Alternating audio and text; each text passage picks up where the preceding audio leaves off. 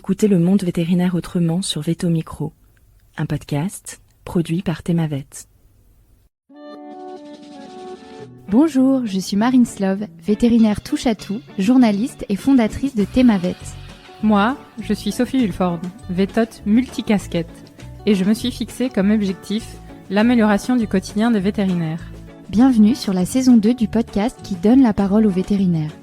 Vous entendrez ici des consoeurs et des confrères, praticiens ou non, raconter leur parcours professionnel, avec leurs réussites, leurs joies, leurs difficultés et leurs échecs aussi parfois.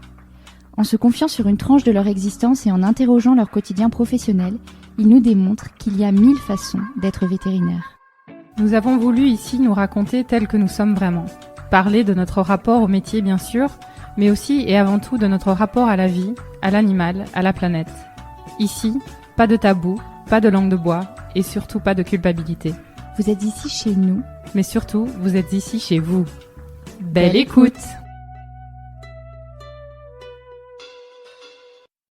Bonjour à tous et bonjour à toutes.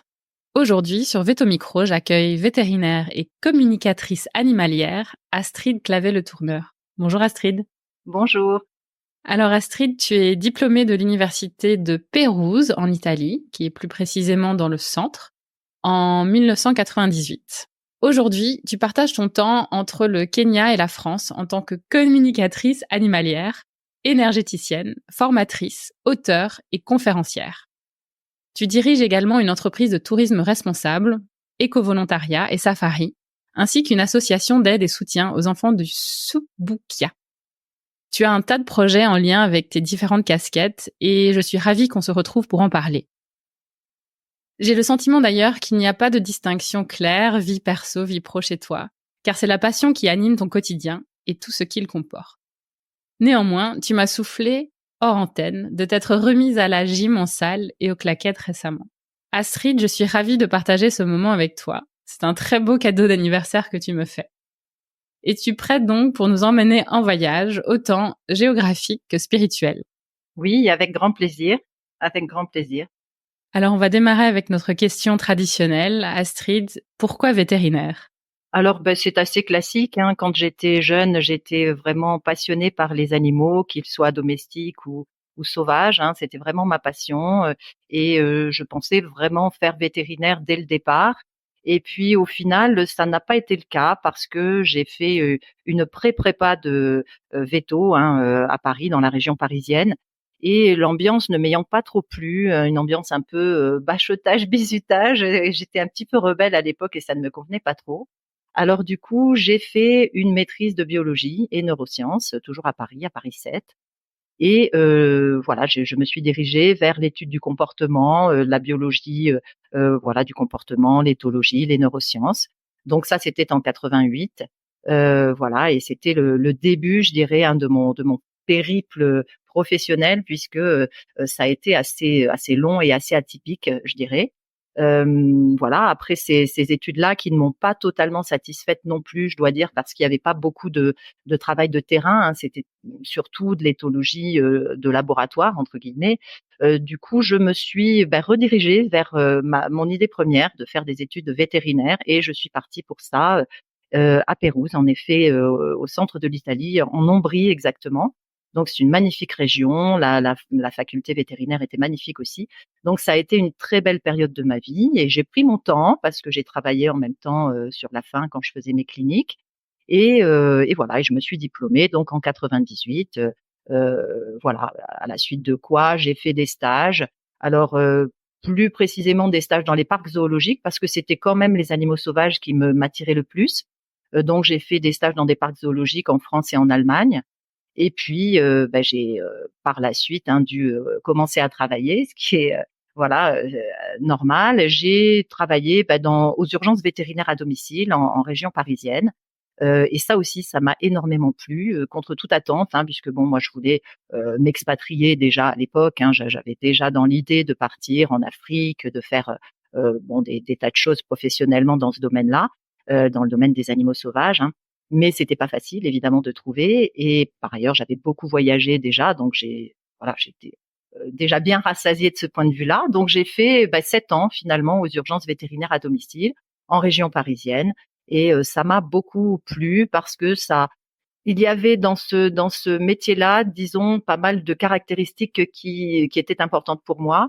Une certaine aventure, une forme d'autonomie, de liberté, quelque chose vraiment d'assez exaltant. Et puis je me sentais utile.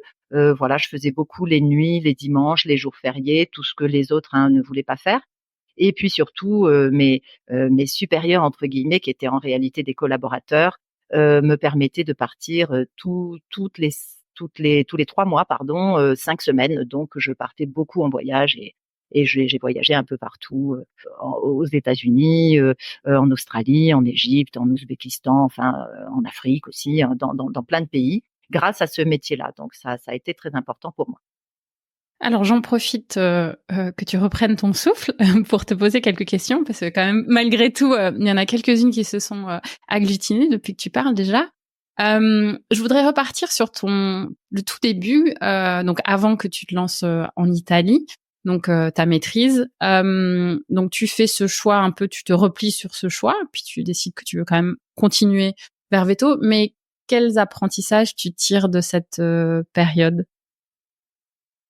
Alors, à Paris, donc à Paris 7, hein, donc j'ai fait 4 ans puisque j'ai fait une maîtrise de biologie. Alors au début, c'était une licence de génétique des populations, génétique moléculaire.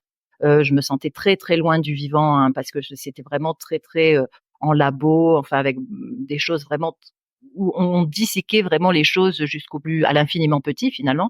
Donc ça, c'est vrai que ça m'éloignait assez du vivant. Moi, j'avais envie de faire du travail de terrain. Donc ensuite, j'ai bifurqué vers une maîtrise d'éthologie, biologie du comportement, neurosciences, en me disant que ça serait quand même plus proche de ce que je voulais faire. Et au final, à mon époque, hein, il y a 30 ans, il y avait pas forcément tout ce qu'il y a aujourd'hui. Donc, je dirais que ce que j'en ai retiré, c'est une grosse capacité de travail déjà, un esprit de synthèse et à la fois un esprit d'analyse d'ailleurs aussi. C'est-à-dire que je me sentais en fait à l'époque, ce que je disais d'ailleurs souvent avec une de mes amies, hein, qui a fait tout le cursus avec moi, on se disait que on pouvait tout comprendre. En fait, on avait l'impression qu'il n'y avait absolument rien qu'on ne pourrait pas comprendre parce qu'on allait tellement dans le détail, tellement dans la recherche, tellement dans quelque chose de très approfondi, que on avait l'impression, hein, qu'on était vraiment au top du point de vue de la connaissance et de la compréhension. Donc c'est sans, je veux dire, en toute humilité, hein, mais c'est vraiment le ressenti que j'avais. Donc je pense que ça m'a appris ça, à vraiment essayer d'aller en profondeur dans les choses et voilà, et avoir une vision à la fois d'ensemble, mais à la fois bien détaillée aussi, quoi. Très clair, rien laissé au hasard. Ouais. Enfin, à l'époque, au moins. À l'époque, voilà, il y avait pas encore de la place pour le mystère, mais il vient sans doute après. Hem, Tu embarques pour l'Italie et je voudrais savoir, tu dis avoir adoré cette période et ce pays. Comment tu trouves tes études là-bas? Alors, moi, en fait, je parlais déjà un petit peu italien puisque j'avais fait ça en deuxième langue au lycée et aussi en UV complémentaire à la fac de biologie. Et donc, ma sœur, en fait, était là-bas parce qu'elle faisait des études de langue. Donc, elle était là temporairement pour quelques mois. Et elle m'a dit, mais viens ici, la fac de vétérinaire est vraiment magnifique, il fait un temps splendide, ça a l'air vraiment chouette. Et c'est pour ça que je me suis dirigée vers ça. J'aurais pu choisir la Belgique, j'aurais pu tenter d'aller ailleurs, hein. J'ai même pas tenté de faire d'autres demandes dans d'autres villes en fait d'Italie, parce que ma sœur m'ayant dit c'est très sympa, il y a plein de comment dirais-je, oui, de vétérinaires aussi, mais il y a plein d'étudiants étrangers, l'ambiance est vraiment chouette et tout. Je me suis tout de suite dirigée vers Pérouse. Et de ce fait, j'ai fait une demande pour aller faire mes études là-bas. Ils m'ont donné des équivalences, à peu près 1 an d'équivalence. Donc la première année, je n'ai pas eu à la refaire parce que j'avais une maîtrise de biologie. Et j'ai passé un diplôme de langue et un petit, comment dirais-je, j'ai passé des examens, hein, pour certaines des matières. Mais voilà, il y avait un numerus clausus, mais voilà, il prenait, je pense, 10-12% d'étrangers, donc on était 8-10 à être admis. Et de ce fait, j'ai intégré enfin la deuxième année, hein, dès la première année, j'ai intégré la deuxième, quoi, en fait. Et ça s'est fait comme ça. Et ta vie d'étudiante se passe très bien? Et ma vie d'étudiante s'est très bien passée. C'était vraiment très, très, très à la cool, hein, à l'italienne, on va dire. Donc, on avait, bien sûr, on passait nos examens comme il fallait les passer. C'était des examens tous oraux et pratiques. Il n'y avait pas d'écrit, que des oraux et de la pratique. Et donc, il y avait une cinquantaine, hein, d'examens à passer. Donc, c'était quand même assez lourd.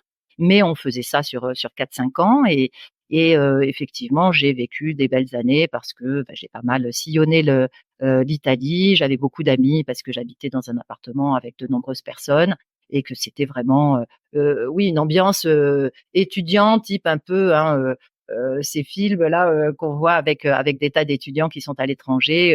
Voilà, c'était l'ambiance Erasmus améliorée, quoi.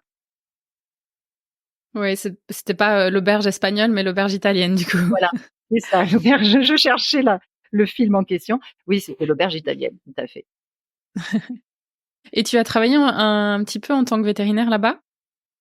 Alors, ensuite, je suis allée à Gênes et là, j'ai commencé à faire mes premières armes, on va dire ça comme ça, dans une clinique vétérinaire qui accueillait pas mal d'oiseaux de mer et de rapaces, donc d'oiseaux sauvages. C'est ça qui m'a attirée d'ailleurs, hein, parce que moi, j'étais quand même très attirée par les animaux sauvages. Là, il y avait un mix des 2, donc ça me plaisait beaucoup. Puis les personnes, hein, les 2 vétérinaires qui étaient là, vraiment, on s'entendait très, très bien. Donc j'ai fait plusieurs mois donc de pratique, hein, et voilà, j'ai commencé un petit peu à bosser avec eux. Mais très rapidement, je suis allée faire des stages dans des parcs zoologiques et ça m'a détournée définitivement de la clinique, je dirais, et du travail en clinique. Elle te vient d'où, tu penses, cette attirance vers les animaux sauvages? Oh ça a toujours été, vraiment, mes lectures, enfin depuis toute petite, hein, je collectionnais les photos d'animaux sauvages dans le Télé 7 jours, hein, pour ceux qui sont de cette époque. Et oui, comment dirais-je? Je regardais les émissions, je regardais, la télé, je regardais tous les documentaires sur les animaux sauvages. Ensuite, j'ai quand même des parents, enfin des grands-parents et des parents et aussi des oncles et voilà, dans ma famille, beaucoup de personnes qui ont vécu en Afrique, qui ont vécu à l'étranger d'une façon générale, mais dans plusieurs pays d'Afrique. Alors eux n'étaient pas forcément passionnés d'ailleurs par les animaux, hein, mais c'est vrai que moi je lisais des livres, hein, de Joy Adamson, je regardais George Adamson, hein, et le Lion Christian, la réintroduction des animaux sauvages dans leur milieu. D'ailleurs j'ai fait ma thèse vétérinaire, hein, portée là-dessus sur la réintroduction, enfin tous les problèmes sanitaires et vétérinaires liés à la réintroduction des animaux sauvages dans leur milieu naturel. Donc c'était vraiment mon thème, hein, de prédilection. Et oui, je regardais Gorille dans la brume. Voilà, j'étais complètement passionnée par la faune sauvage. OK, très bien, super. Il y a aussi un truc que tu as dit, que je trouvais intéressant. Quand tu as parlé des urgences vétérinaires où tu es venue travailler en France, tu as dit: «Contre toute attente, ça t'a plu». Quelles attentes tu avais alors justement du métier de vétérinaire? En fait, moi, je voulais être à l'extérieur. Ce que je voulais, c'est être dehors, être sur le terrain, au contact avec des animaux, alors de préférence sauvages. Donc évidemment, les urgences vétérinaires à domicile en région parisienne, c'était pas forcément ce dont j'avais rêvé. Mais en fait, en ayant terminé mes stages dans les parcs zoologiques en France et en Allemagne, j'ai été quand même assez déçue parce qu'évidemment, les animaux sont captifs, hein. Alors, il y avait plein de choses qui étaient positives, notamment, les liens avec les soigneurs et cetera et le travail avec les soigneurs et avec les vétérinaires aussi d'ailleurs. Mais il y avait quand même quelque chose, qui moi, je sais pas, est-ce que ça me renvoyait quelque chose sur mon besoin de liberté? Je ne sais pas, mais toujours est-il que ça ne m'a pas plu au point d'essayer de me faire une place, dans ce monde-là. Et donc j'ai demandé à une amie qui avait une clinique près de Paris: «Qu'est-ce que tu penses que je peux faire? Est-ce que tu as une idée, vu que tu me connais, que tu connais mon tempérament, qu'est-ce que je peux faire?» Elle me dit: «Mais fais les urgences vétérinaires à domicile, ça va te plaire, tu vas sillonner, Paris, la région parisienne en voiture, toute seule, tranquille. Tu iras dans plein d'endroits, jusqu'à 50 kilomètres de Paris et tu pourras rencontrer tout type de personnes, voilà, tu verras tout type d'animaux parce qu'il y a même des gens qui ont des animaux exotiques donc et comme tu seras la seule, peu ou prou à t'intéresser aux animaux exotiques, tu auras toute cette partie-là». Enfin, elle m'a vraiment vendu l'affaire et c'est vrai qu'elle a eu raison parce que j'y suis allée, donc je les ai contactés, c'était en plein mois de juillet et donc j'ai commencé en plein mois d'août alors que c'était vraiment exactement ce dont ils avaient besoin, hein, puisqu'ils ont toujours besoin de plus de vétérinaires, voilà, pendant les vacances, hein, il y a toujours plein de cas et en plus les gardiens sont pas forcément là, enfin les propriétaires sont pas forcément là, les animaux sont gardés à droite à gauche. Donc j'ai commencé comme ça et puis bon, il y avait beaucoup de vétérinaires aussi qui étaient en vacances bien sûr et ça m'a beaucoup plu, ça m'a tout de suite plu effectivement parce que j'étais indépendante, j'étais autonome, j'étais libre, je menais mes visites comme je voulais. Il y avait une bonne ambiance, on était une trentaine de vétérinaires, 30-35 vétérinaires dont peut-être 3-4 femmes et tout le reste d'hommes.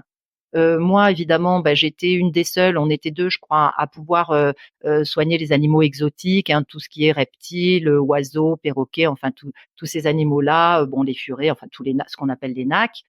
Et donc ça m'a tout de suite plu et le fait de sillonner, moi j'aime bien voyager, hein, donc le fait de sillonner toute la région parisienne, il y a des coins vraiment très très chouettes. J'arrivais dans des maisons des fois incroyables, hein, des châteaux. Je suis allée à la maison de Marie-Antoinette à Versailles. Je suis allée dans des endroits, enfin chez des personnes très connues, des personnes du gouvernement, des personnes du showbiz, puisque les gens hein, qui appellent à domicile peuvent être des gens qui peuvent pas se déplacer ou voilà, qui peuvent pas aller hein, comme tout le monde chez le vétérinaire. Donc du coup, ça a été vraiment d'un point de vue relationnel aussi, d'un point de vue des relations avec les propriétaires des animaux, c'était vraiment vraiment très gratifiant parce qu'on arrive, si c'est de nuit, en plus moi c'était souvent la nuit ou les dimanches ou les jours fériés, les personnes sont toujours stressées, paniquées, et vous arrivez un peu comme le Messie, donc on a vraiment le beau rôle. Donc c'était vraiment non, ça m'a beaucoup plu. Et bon, alors évidemment, on faisait de la petite chirurgie, on faisait des petites choses, des soins de première urgence, et puis on référait donc à des cliniques ou à des vétérinaires le lendemain si besoin était. Mais ça m'a vraiment vraiment beaucoup plu. C'était tout à fait ce qui correspondait à mon tempérament. On peut saluer ton ami, je pense, qui avait bien cerné tes besoins de l'époque, qui sont venus nourrir ton besoin de nomade, d'aventure, un peu imprévisible aussi, très chouette. Et c'est venu aussi, ça t'a permis de nourrir ta passion du voyage, parce que tu disais que t'avais pas mal voyagé pendant cette période-là aussi, c'est bien ça? Oui, oui, c'est tout à fait ça. J'avais vraiment des collaborateurs hein, qui étaient tout à fait coulants parce qu'en fait, comme je prenais des créneaux que les autres ne voulaient pas, dans la mesure où les autres avaient quand même des familles, hein, quelquefois ils préféraient travailler 2 jours, évidemment, ils préféraient avoir des horaires normaux.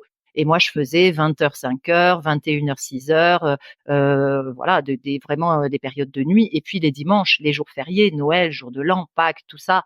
Et c'est vrai que moi, j'avais pas de mari, j'avais pas d'enfant. C'était tout à fait possible pour moi de le faire et même j'aimais ça parce que c'était des moments où on circulait bien en voiture en plus. Donc de ce fait, hein, le fait que j'ai pu prendre tous ces créneaux-là, on me refusait pas grand-chose quand je disais je pars tous les 3 mois, 5 semaines.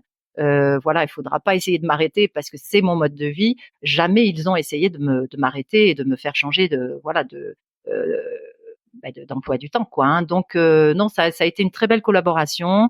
On s'entendait bien et ça se passait très bien avec les patients et les clients aussi. C'était vraiment quelque chose dont je garde un très bon souvenir. Donc j'ai voyagé en effet tous les 3 mois, 5 semaines. Alors en Californie, en Floride, en Caroline du Sud, en Ouzbékistan, en Égypte, en Australie, à différents endroits. Enfin ça a été vraiment pour moi oui un très beau mode de vie en fait parce que j'avais un petit appartement là dans une résidence en plus qui était très agréable dans les Yvelines et voilà et je partais quand je voulais, je faisais ce que je voulais, c'était vraiment chouette. Astrid la baroudeuse. Oui, ça n'a pas changé, ça n'a pas beaucoup changé. J'ai une question qui me vient aussi, qui est peut-être un peu d'actualité, avec de plus en plus d'étudiants aujourd'hui qui vont s'instruire à l'étranger. Alors moi, de mon temps, moi j'ai étudié en Belgique et à l'époque, c'était quand même encore un peu vu comme le diplôme un peu inférieur. Alors l'Italie à l'époque, j'imagine que c'était un peu pareil. Comment est-ce que t'étais reçue, perçue par tes confrères et consoeurs à l'époque? Alors un peu comme farfelu avec un côté plus dilettante, mais comme ça s'est très bien passé en fait aux urgences et que mes comptes rendus, parce qu'on faisait des comptes rendus à la fois écrits hein, et puis par voie téléphonique au standard, j'avais l'habitude vraiment de prendre beaucoup de notes très rapidement puisque à la fac, hein, c'était comme ça, on prenait beaucoup de notes et c'est vrai que je pense que il y avait un contact aussi avec les patients, enfin et avec les propriétaires des animaux, du coup qui était peut-être meilleur que certaines personnes, hein, qui étaient plus, je dirais, dans quelque chose de formel, de d'assez froid, etc. Moi, j'étais beaucoup plus à l'italienne de ce point de vue-là aussi, donc moins protocolaire, peut-être moins rigide, et je pense que les gens, ça leur plaisait beaucoup. Donc, je pense que ça a contrebalancé, hein, cette première impression qu'ils ont peut-être eue de se dire, ouais, est-ce que le niveau va être comme il faut et tout ça. En fait, moi, j'ai pu m'inscrire à l'ordre, hein, tout de suite, hein, il y avait une équivalence, donc c'est bien que voilà, c'était reconnu. Donc, je me suis inscrite à l'ordre français et j'ai fait donc les urgences vétérinaires comme ça. Et c'est vrai que les études vétérinaires en Italie, ça avait ça de bien que ça stimulait beaucoup l'intelligence des gens, c'est-à-dire que c'était pas des cours formels vraiment où il fallait apprendre tout par cœur et tout ça. Ça stimulait non seulement l'imagination, la créativité. Enfin, alors ça pouvait paraître farfelu, mais au final, ça donnait une grande ouverture d'esprit, une grande ouverture vers tous les possibles. C'est-à-dire pour un cas précis, on pouvait penser, ça peut être ça, ça peut être ça, ça peut être ça, ça peut être un cas atypique de ça. Il n'y avait pas juste, voilà, la pyroplasmose, hein, ça va être température élevée, urine foncée, etc. Enfin, abattement, asthénie et tout ça. Il pouvait toujours y avoir autre chose. Et ça m'a beaucoup servi. Et notamment dans les urgences vétérinaires à domicile, le fait de pouvoir ouvrir, parce qu'évidemment, on arrive chez l'animal, hein, on est en urgence, il faut évaluer si c'est très très grave et s'il faut référer tout de suite à une clinique, voilà, et hospitaliser, ou si on peut attendre le lendemain. Et donc le fait de pouvoir voir tout le panel possible de ce que ça pouvait être au niveau diagnostic, hein, ça m'a quand même beaucoup aidé dans mon métier, ça c'est sûr, hein. Donc je pense que voilà, c'était une impression de départ peut-être, un a priori de départ que je peux comprendre d'ailleurs, hein, parce que c'est vrai que les Italiens, hein, passent toujours pour être un petit peu exubérants et un petit peu éparpillés, quoi, hein. Mais cet éparpillement n'était pas vraiment de l'éparpillement en fait, hein. C'était plus une ouverture vers enfin tout le champ des possibles. Ils disent possibilista, le champ des possibles, c'est vraiment ça. C'est hyper intéressant vu sous cet angle-là, je te remercie. Tu penses que c'est quelque chose qui manque un peu aujourd'hui? Ça peut manquer, moi je trouve, dans les études. Alors moi j'ai fait des études, hein, de biologie et neurosciences à Paris 7, donc Jussieu, hein, et puis Paris 6 aussi, Pierre et Marie Curie. On avait des cours dans les deux établissements. Et je trouvais que tout était très formel, tout était très méthodique, tout était très le titre, grand A, petit B, grand C, enfin bon, il y avait un côté, vous apprenez tout ça, mais il n'y avait pas une recherche ni de créativité, d'abord parce qu'on était trop nombreux, hein, on était je sais pas combien dans l'amphi, et donc chacun apprenait de son côté, chacun faisait ses recherches de son côté, mais il n'y avait pas en veto, en Italie, on arrivait et le prof disait: «Bon, aujourd'hui, on va parler de ça. Est-ce que vous avez des idées sur la question?» Alors là, tout le monde levait la main et moi, j'étais étonnée de ce que les personnes avaient déjà des idées sur la question.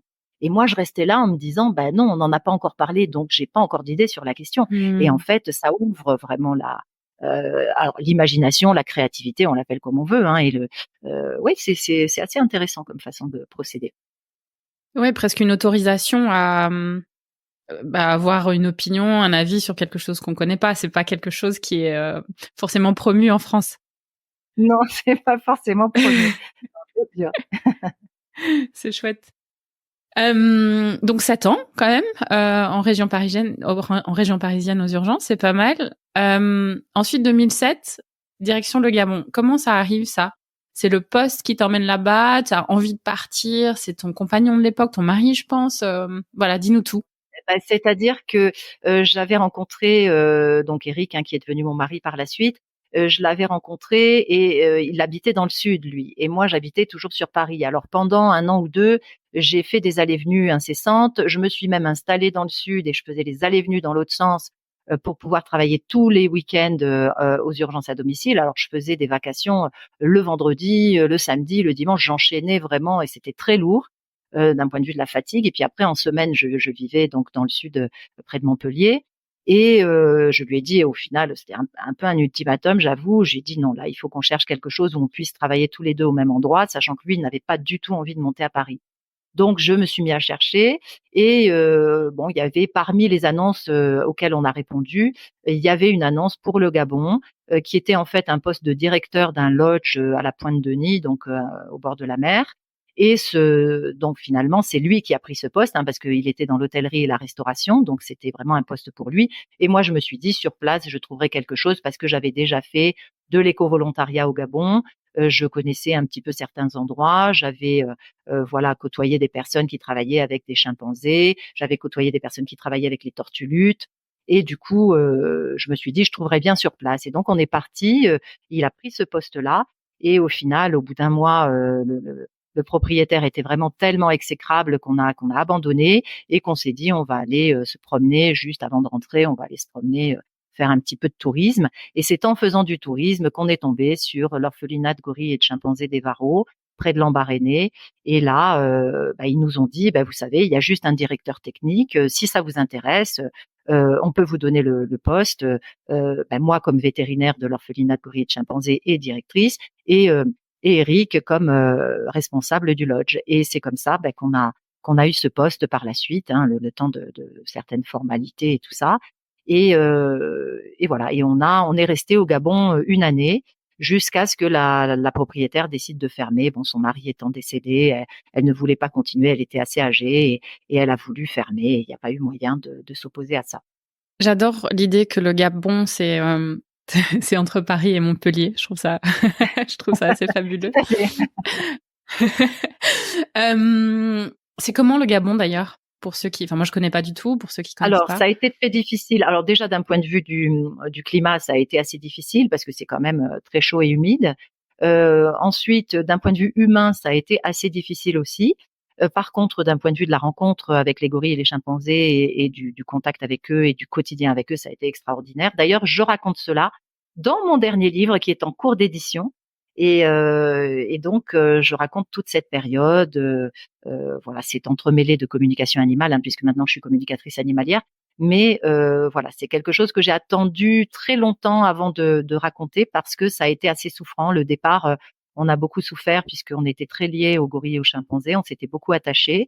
C'était des bébés, hein, évidemment. Donc, ça a été très dur de les quitter. Ils ont été transférés dans d'autres endroits. Mais pour autant, je ne regrette pas parce que ça a été une rencontre extraordinaire, que ce soit avec les gorilles comme avec les chimpanzés. Et ça a été oui, vraiment une expérience importante dans ma vie en tout cas. À ce moment-là, j'imagine que vous vous dites qu'il n'est pas vraiment question de rentrer à Paris. Donc vous allez à la recherche de quelque chose d'autre sur le continent africain. Tout à fait. Tout à fait. Moi, il était hors de question que je revienne travailler en France. De toute façon, ça n'aurait pas été possible. Moi, j'avais toujours voulu vivre en Afrique en réalité, puisque j'ai des grands-parents qui y ont vécu 25 ans, des oncles, mes parents qui y ont vécu 7-8 ans aussi, en Côte d'Ivoire, au Burkina, à différents endroits. Et donc, je savais que de toute façon, le continent africain était mon continent. Par contre, j'avais beaucoup voyagé. Alors, j'étais allée dans différents pays, mais c'est le Kenya quand même que je préférais parce qu'il n'y avait pas de chasse autorisée, parce qu'il y avait le braconnage, il y en avait, mais il était sévèrement puni. Et donc, d'un point de vue, enfin, de la mouvance, hein, c'était une mouvance qui me correspondait mieux. Donc, voilà. Puis, il avait visité tous les parcs, hein, au Kenya, donc j'adorais ce pays. Et du coup, comme on avait déjà fait une petite expérience de 3 mois avec un ami qui avait un backpackers, donc une auberge de jeunesse à Nairobi, on a décidé de se transférer au Kenya, d'y retourner. On avait lié amitié avec différentes personnes et on a décidé de monter une entreprise de tourisme responsable, éco-volontariat, safari. Alors au début, c'est parti plus comme sport et safari, parce que Eric étant très sportif à l'époque, on faisait trekking, équitation, enfin promenade à cheval, parapente et bicyclette, enfin vélo, un peu tout terrain. Hein, voilà, donc ça a commencé comme ça et très rapidement ça s'est tourné vers le tourisme responsable, l'écotourisme, l'éco-volontariat et les safaris parce que il était très difficile de voler en parapente parce qu'il y avait des vents assez forts. Pour le vélo, il y avait quand même des routes assez caillouteuses, donc on avait les vélos qui étaient toujours endommagés. Pour les chevaux, c'était pareil, hein, au niveau des pieds, il y avait quand même pas mal, soit de la boue, soit c'était trop sec avec des cailloux, donc suivant les saisons. Et du coup, on a gardé le trekking et voilà, on a fait diverses activités et puis ça s'est transformé au fil du temps au final. Oui, parce que 2008, on est vraiment à l'aube, je dirais, du tourisme responsable. C'est pas encore quelque chose qui est Oui, vraiment répandu. Comment est-ce non. que ça vous vient, ces idées-là? Oh c'est venu, disons qu'on a fait 2-3 ans sous la forme sport et safari, qui fonctionnait pas mal d'ailleurs parce qu'on travaillait avec des agences, on travaillait avec des agences aussi de Nairobi, des réceptifs et tout ça. Et puis petit à petit, oui, là, c'est vrai que c'est devenu un peu plus une mode par la suite, un peu partout, l'écotourisme notamment. Et puis moi, j'avais fait déjà beaucoup d'éco-volontariat. J'avais fait de l'éco-volontariat à Mmh. Tsavo au Kenya, j'avais fait de l'éco-volontariat dans différents endroits. Et cette formule me plaisait beaucoup et je m'étais dit ça serait bien qu'on mette en place un programme d'éco-volontariat assez varié où on propose plein de choses, identification des oiseaux, comment dirais-je, observation des singes, des trekking, de l'aide aux enfants, de l'aide aussi aux ânes, aux populations, enfin des tas de choses comme ça variées. On fait aussi beaucoup de cours de swahili, on apprend aux personnes à faire de la cuisine locale. Enfin, il y a beaucoup de choses comme ça assez variées dans notre programme. Et donc c'est venu au fil des années, mais assez rapidement pour l'éco-volontariat et puis pour le tourisme responsable, c'était pratiquement en même temps puisque c'est assez voisin, puisque nous on fait un éco-volontariat très soft, c'est pas du tout du travail, c'est pas du woofing, c'est vraiment quelque chose de soft et d'assez oui récréatif quand même. Et par la suite, bon, c'est plus tard qu'on en est venu à faire aussi des stages suivis de safari, voilà des stages dans différentes disciplines. Tu différencies alors, tourisme responsable et éco-volontariat. Oui. Tu peux expliquer un peu plus? Pour l'éco-volontariat, le minimum, c'est 2 semaines, parce que, évidemment, il faut s'insérer un petit peu dans le lieu, auprès des animaux, auprès de la population, auprès du staff, voilà. Donc 2 semaines minimum, 4 semaines maximum. Et l'éco-volontariat, c'est vraiment un échange, c'est-à-dire que les personnes viennent pour un séjour plus long, tout en payant, vraiment enfin moins. C'est-à-dire que, il y a un bon rapport, je dirais, entre le prix et la durée du séjour. Et on fait plein d'activités qui nous aident quand même. Il y a quand même une aide à la ferme, une aide à la population. Il y a ce côté-là. C'est de l'éco-volontariat. Et puis le tourisme responsable, ça reste quand même plus du tourisme, c'est-à-dire c'est responsable dans le sens où on fait aussi des visites d'écoles, on va aider les écoles et aussi d'ailleurs on voit les animaux, on fait différentes choses au sein de la ferme et des safaris aussi. Mais c'est plus du tourisme quand même. C'est de l'écotourisme ou du tourisme responsable et c'est sur des durées plus courtes. Ça peut être 6 jours, 7 jours, 8 jours, 10 jours. Voilà, c'est moins de 15 jours en tout cas. C'est souvent 9-10 jours. OK, très clair. Merci pour, cette explication. Quand vous décidez de monter, cette entreprise, vous trouvez un terrain, une ferme, est-ce que c'est en tant que blanc occidental, on arrive là-bas? Est-ce que c'est facile de s'implanter? J'imagine que, vous avez quand même rencontré certaines tribulations. Tout à fait. Non, ça n'a pas été facile du tout. Heureusement qu'on ne savait pas. Heureusement qu'on ne savait pas tout ce qu'il fallait comme papier, comme argent, comme voilà, toutes ces complications-là. Nous, on est partis, comme disaient nos parents, la fleur au fusil. Mais finalement, c'était tant mieux, il valait mieux.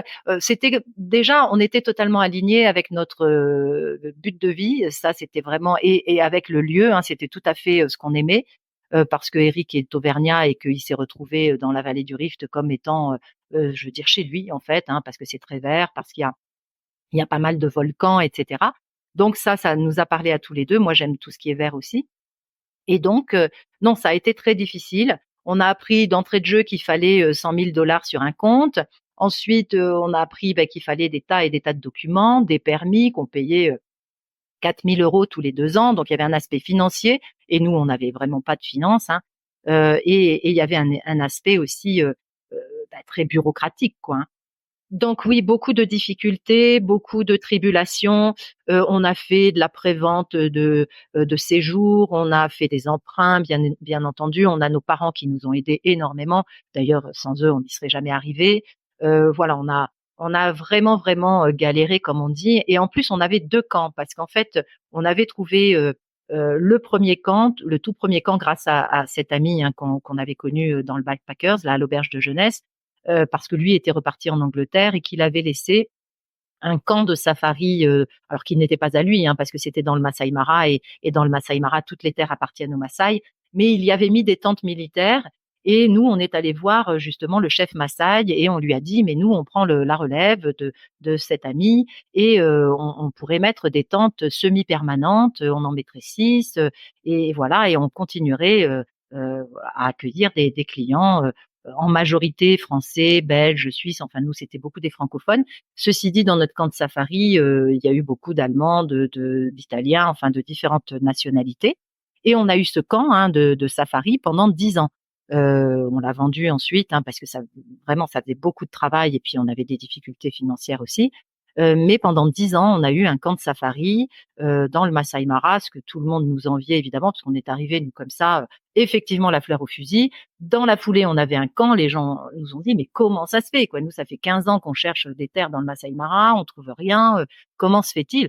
Mais nous, on y est allés vraiment, je dirais, assez naïf et dans la sincérité, dans l'authenticité et dans l'absence totale d'avidité et d'esprit business. Nous, c'était notre rêve qui se réalisait. On était complètement dans cette mouvance-là, passionnés. Et ça, le chef Maasai l'a bien senti. Et on a fait un accord avec le chef Maasai sans même faire de contrat. On a tapé sur la table parce que lui, il parlait que Maasai. Nous, on parlait pas le Maasai, alors on avait un interprète. Il parlait aussi Swahili, mais on parlait pas Swahili non plus. Donc on tapait sur la table, on faisait agreement, c'était le seul mot qu'il connaissait. Et ça s'est fait comme ça, en se tapant sur l'épaule et en se donnant une poignée de main. Et on a eu ce camp pendant 10 ans sans aucun problème avec ce chef Maasai. Donc ça a été absolument super. Et j'avoue que une fois qu'on a eu ce camp, qu'on a commencé à construire les tentes et tout ça, on s'est dit mais est-ce que tu te rends compte, on a un camp dans le Masai Mara. Et là, on est en train de se promener dans ce camp avec le chef Maasai qui nous autorise à mettre un mirador, qui nous autorise à faire ceci, à faire cela. On était juste complètement dans un rêve, quoi. C'était un rêve éveillé, vraiment, à ce stade-là. Et puis après, on a trouvé, très peu de temps après, on a trouvé un lieu, donc à Subukia, dans la vallée du Rift, un endroit magnifique, donc à 3h30 au nord de Nairobi. Et là, alors là, c'était le rêve aussi, parce qu'il y avait des singes de 2 espèces, Colobe et Cercopithèque. Il y avait des damans des arbres, des genettes, des tas d'oiseaux, presque 200 espèces d'oiseaux. Il y avait sur place déjà des vaches, des moutons, différents animaux, des chiens, différents animaux domestiques que le propriétaire nous a laissés parce que lui était malade d'une part et d'autre part ensuite est reparti en France. C'était un Français, et donc c'était là aussi le rêve parce que je trouvais non seulement un lieu qui était magique parce que luxuriant, beau, vert. Enfin moi j'ai toujours aimé tout ce qui était vert et assez luxuriant. Et là il y avait à la fois des animaux sauvages et des animaux domestiques. Et puis on est à 3/4 d'heure du parc de Nakuru et à 1h30 du parc d'Olpejeta et des Aberders. Donc c'était vraiment là encore assez inespéré. Enfin, et je dirais oui, c'était vraiment super. Donc voilà, on a commencé à construire nos camps, on a commencé à faire des travaux dans les 2 camps à la fois, en même temps. Alors tous les 15 jours, on allait dans le Masai Mara, on bossait comme des fous. On récupérait de l'argent comme on pouvait, on faisait de la prévente, donc on faisait des emprunts, on faisait des tas de choses, on vendait des tas de choses, on a vendu nos voitures.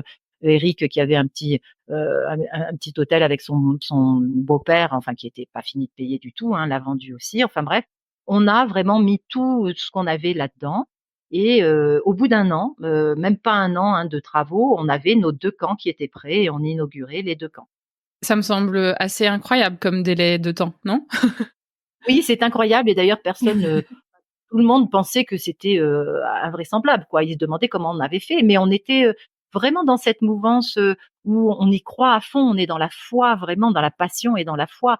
Et puis aussi, ça nous permettait de nous relever de notre expérience au Gabon et de ne pas penser aux gorilles, aux chimpanzés. Donc on s'est mis à fond là-dedans et ça a payé. Et donc on a ouvert nos camps. Les 3 premières années, ça a vraiment c'est monté en flèche, ça a fonctionné bien. C'était tout à fait un concept qui plaisait. Les Français ou francophones étaient contents parce qu'ils avaient des interlocuteurs francophones et comme beaucoup de Français parlent pas bien anglais, ils tendent en général à rechercher des réceptifs francophones pour venir au Kenya et dans les pays anglophones. Et donc ça fonctionnait bien. Après, malheureusement, il y a commencé à y avoir des problèmes, je dirais, liés au pays, des problèmes politiques et économiques. des attaques de Chebab, des enlèvements, des différentes choses qui ont été beaucoup grossies d'ailleurs par tout ce qui est ambassade, consulat et tout ça. Malheureusement, bon, ils doivent se prémunir, je comprends bien, mais c'est vrai que c'était quand même dommage parce que ça a fait vraiment chuter le tourisme. Et après, donc, du coup, on a eu des hauts et des bas incessants et ça a été très difficile. Mais pour autant, voilà, ça avait très, très bien démarré.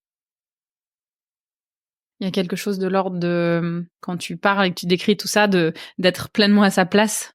C'est le sentiment que tu donnes. Tout à fait, je le dis comme ça, hein, on était vraiment dans un alignement parfait, avec notre mission de vie, notre but de vie, c'est vrai que bon, je ne m'exprimais pas en ces termes à l'époque, mais là, voilà, toutes les vibrations étaient, très élevées et ça se passait très bien. Tu as douté parfois?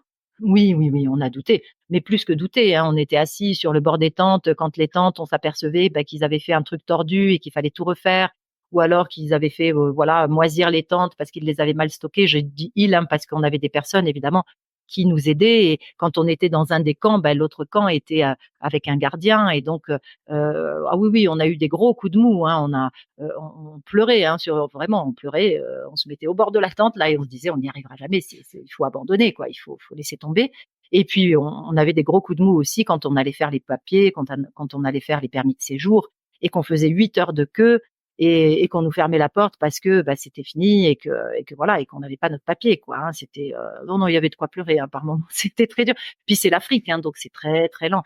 Très, très, très lent. Donc il faut s'armer de Ouais. patience et quand on vient, comme ça d'Europe, on est quand même un peu speed, un peu stressé, un peu on veut tout faire vite, on n'avait pas beaucoup d'argent en plus, donc il fallait vraiment faire vite. On pouvait pas se permettre, hein, de vivre des années comme ça, voilà, aux frais de la princesse, on va dire, hein, sur nos réserves, hein, donc c'était pas possible. Oui, et en plus, j'imagine que pour eux, justement, blanc occidental, vous aviez beaucoup d'argent, donc ça devait être compliqué sur ce point de vue-là aussi. Oui, oui, oui, parce qu'on se fait toujours, bien entendu, un petit peu alors c'est pas arnaquer vraiment, mais le blanc payera toujours plus que payent les locaux ici, ce qui Mmh. ce qui est normal en réalité. Mais c'est vrai que du coup, il fallait faire attention pour faire les tentes, hein, les matériaux. Bon, on avait des gens, hein, qu'on connaissait qui étaient ici, qui nous ont aidés beaucoup. Mais évidemment, ils prenaient toujours leur commission au passage, ce qui était de bonne guerre, hein, mais c'est vrai que oui, il y a eu des gros passages, difficiles où on a pensé alors penser à abandonner, moi je dirais pas ça. Je pense que Eric, lui, oui, a pensé à abandonner. Moi, pas du tout, parce que moi je savais que ma vie était là, quoi. J'en étais sûre et certaine. C'était mon pays et ça, je l'ai senti tout de suite. J'ai été évidemment beaucoup plus, je dirais, oui, peut-être pas assez dans le matériel et dans la réalité des choses, hein, bien sûr, mais pour autant, ça a fonctionné aussi, hein, donc on formait une bonne équipe avec Eric, lui très terre à terre et très dans le concret et moi plus dans, voilà, on va réaliser notre rêve quoi, hein, c'était plus ça. La tête dans les étoiles. Voilà. Hem, 3 ans se passent. 2011, c'est le moment où tu te formes en communication animale. 2014, zooanthropologie aux Pays-Bas. Est-ce que, avant qu'on aborde ce sujet, tu peux nous donner une définition, de ces 2 approches?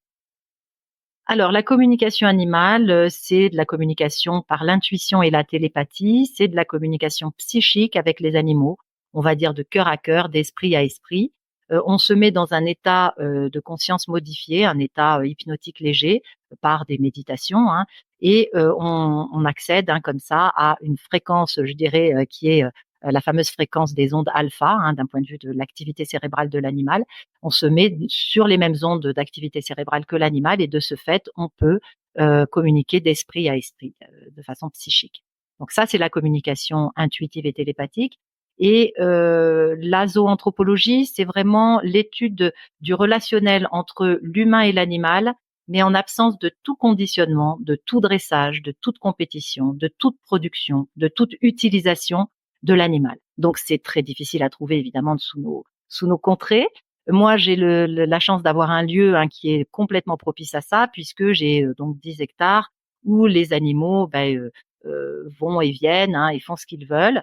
Bon évidemment, il y a 2-3 règles qui qui restent, hein, bien sûr, pour la sécurité notamment, mais globalement, on n'utilise pas les animaux. Bon, on utilise, les, comment dirais-je? Les bousses de nos vaches, hein, pour faire du biogaz et on fait des promenades dites zooanthropologiques avec nos chevaux. On fait des activités avec nos chevaux qui sont plus des activités exploratoires. Mais sinon, on n'utilise pas nos animaux. C'est une ferme, je dirais, un petit peu spéciale, plus éducative qu'autre chose, où on est vraiment dans le relationnel pur avec l'animal. Et quand je dis le relationnel pur, c'est aussi sans récompense en réalité, parce que quelquefois, il y a un biais qui est induit aussi par les récompenses. Il y a beaucoup d'interactions avec les animaux qui se font comme ça en donnant des récompenses alimentaires notamment, mais ça crée un biais puisque l'animal n'est plus libre de choisir parce qu'il est attiré par cette récompense. Donc évidemment, il n'y a pas de punition, encore moins, mais il n'y a pas de récompense non plus, je dirais, sous forme alimentaire lorsque l'on fait faire des choses aux animaux. Les animaux, en fait, leur récompense, c'est l'interaction avec nous. C'est qu'est-ce qu'on va faire de passionnant encore aujourd'hui. Donc voilà, et c'est on va explorer un drone parce qu'ils n'ont jamais vu un drone. On va faire une exploration d'objets inconnus, de lieux inconnus, de personnes inconnues. Tout ça, c'est la zooanthropologie. Donc voilà. Et moi, je me suis diplômée en zooanthropologie équine, puisque j'avais 5 chevaux. Enfin, j'ai toujours 5 chevaux. Et ensuite, j'ai continué le cursus et je me suis diplômée en facilitatrice en développement personnel selon cette approche. Et donc ça, voilà, il y a eu 3 ans au total pour cette formation. Et maintenant, j'applique évidemment tous les préceptes de la zooanthropologie dans les stages que j'anime, qui sont des stages à la rencontre de soi guidés par les éléphants et à la rencontre de soi guidés par les autres animaux, d'ailleurs aussi les chevaux notamment. C'est hyper intéressant. Donc, juste pour être clair, donc la zooanthropologie, c'est toujours relation homme et un autre animal. C'est jamais interespèce de manière générale. Alors si, ça peut être interespèce aussi parce que de toute façon, les animaux interagissent entre eux et quand on est là, on peut être un médiateur entre 2 animaux par exemple ou on peut être, juste un participant à cette interaction. Donc alors évidemment zooanthropologie dans le mot même, c'est la relation vraiment entre l'animal et l'humain. Mais voilà, ça pourrait être de la zoologie quoi. Je ne sais pas comment on l'appellerait, mais c'est sûr que les animaux interagissent entre eux et effectivement, on essaye d'interagir tous de cette même façon. Ce qui n'est pas forcément évident parce que certains animaux, quelquefois, sont beaucoup dans le, je dirais, ils peuvent être, comment dirais-je, dans des échanges un peu musclés quelquefois. Quand un animal veut faire déplacer un autre animal parce qu'il veut prendre sa place, ça peut être musclé, quoi. Donc voilà, c'est plutôt entre l'humain et l'animal. Oui, parce que difficile d'enlever, de ce que tu me disais, on enlève cette partie un peu prédation que l'homme peut avoir, mais du Oui. coup, c'est difficile de l'enlever à un animal. Si elle est là, elle est là. Ah complètement, oui, oui. Oui, oui, c'est sûr. C'est notre approche à nous, disons, qui se différencie de tout type de dressage, de tout type de compétition ou de tout type de volonté d'utiliser l'animal pour quelque chose. Donc là, on est plus dans un échange voilà, entre l'humain et l'animal. Comment est-ce que ça t'est venu d'avoir eu envie de te former dans ces disciplines? Il y a eu je sais pas, un déclic, une révélation? C'était progressif? Ah oui, oui, tout à fait. C'est-à-dire que j'avais 4 petits chevaux, locaux, qui étaient des chevaux, voilà, certains étaient fougueux, d'autres étaient plus calmes et ils avaient tous en fait souffert, donc ils étaient déjà bien contents d'être ici et ça leur convenait très bien. Du coup, ils étaient relativement disciplinés parce que trop contents d'être dans un lieu où on ne les frappait pas et où on ne leur demandait pas des choses pas possibles.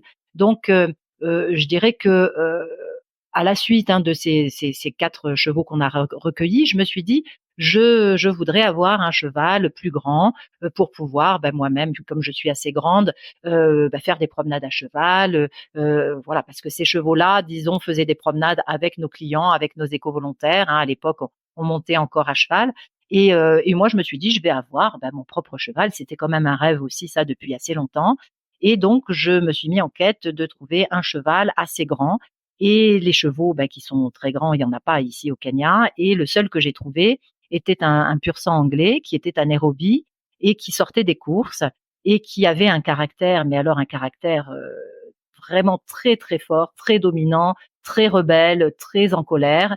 Je m'en suis rendu compte évidemment, une fois qu'il a été ici et avec lui, ça a été très compliqué. Il a fallu que je trouve, sans arrêt des nouvelles façons de procéder.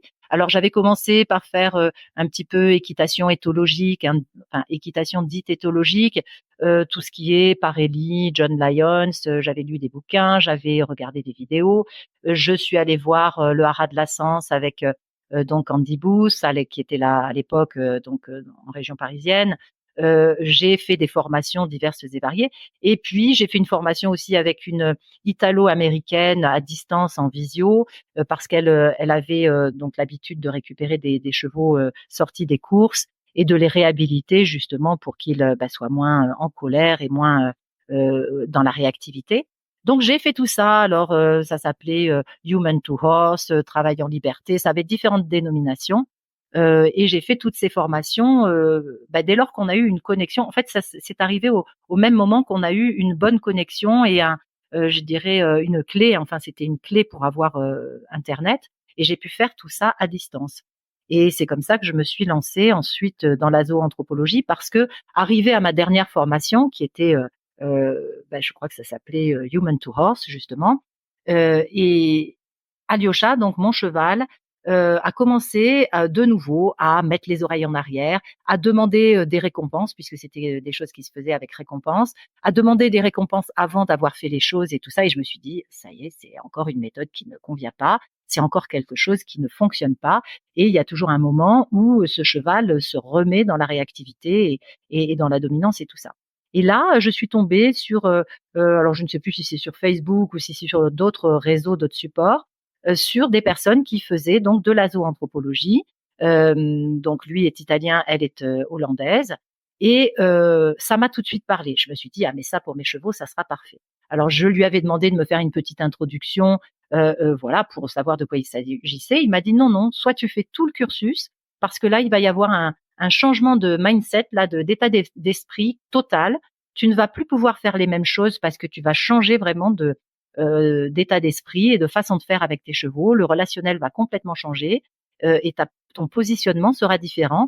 Donc, il faut que tu fasses tout de A à Z.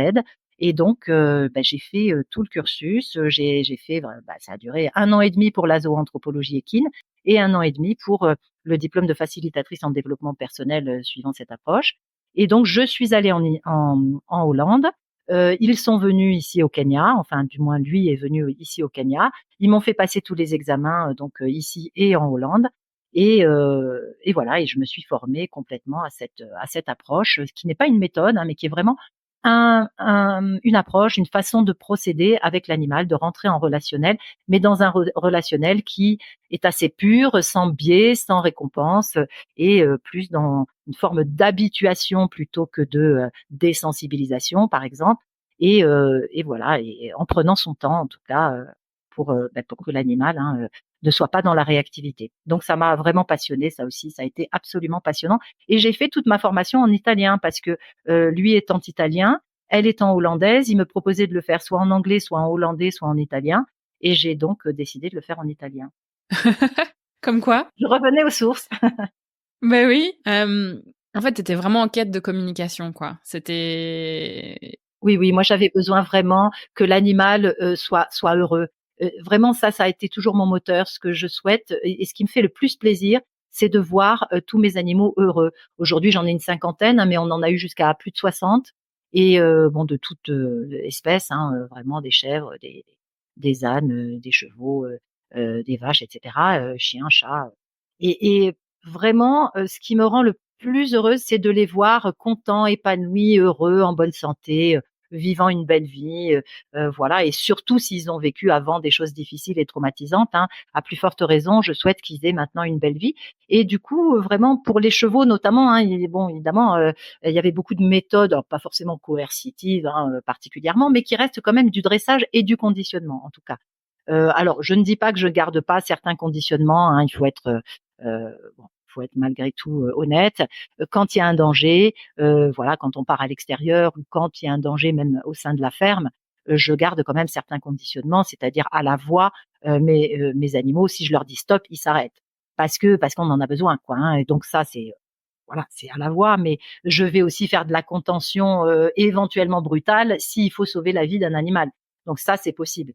Mais sinon, pour tout le reste, j'applique quand même des préceptes de zoanthropologie qui sont des préceptes très calmes, sereins, dans la lenteur, dans l'exploration, et on prend son temps. On fait vraiment de l'habituation quand l'animal a peur de quelque chose. Hein, on fait pas de la désensibilisation, on fait vraiment de l'habituation. Est-ce que tu penses que c'est une approche vers laquelle les éducateurs reviennent un peu aujourd'hui, de ce que je vois circuler un peu sur les réseaux. Oui, je pense qu'il y a pas mal de gens qui font de la zoanthropologie sans le savoir dans leur coin. Il y a pas Mmh. mal de gens aussi qui insèrent ce type d'approche, dans la médiation animale, par exemple, ce qu'on appelle la médiation animale, hein, voilà, ou dans, certains types d'équithérapie. Il y a des personnes, hein, vraiment qui mettent au centre la qualité de vie de l'animal et qui, de ce fait, hein, vont utiliser, des façons de faire, hein, qui sont tout à fait proches de la zoanthropologie.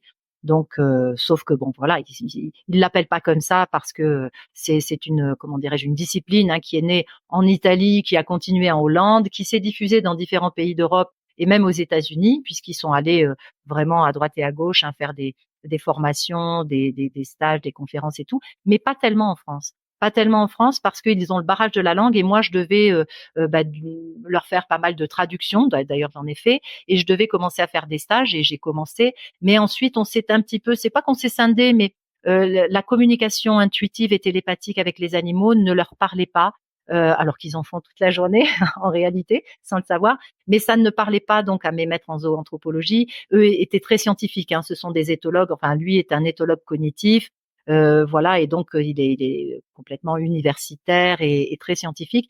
Et il avait du mal, hein, avec cette approche assez intuitive et spirituelle à la fois, hein, de communication animale. Donc du coup, voilà, moi j'utilise les deux, je mixe tout ça et ça se passe très bien.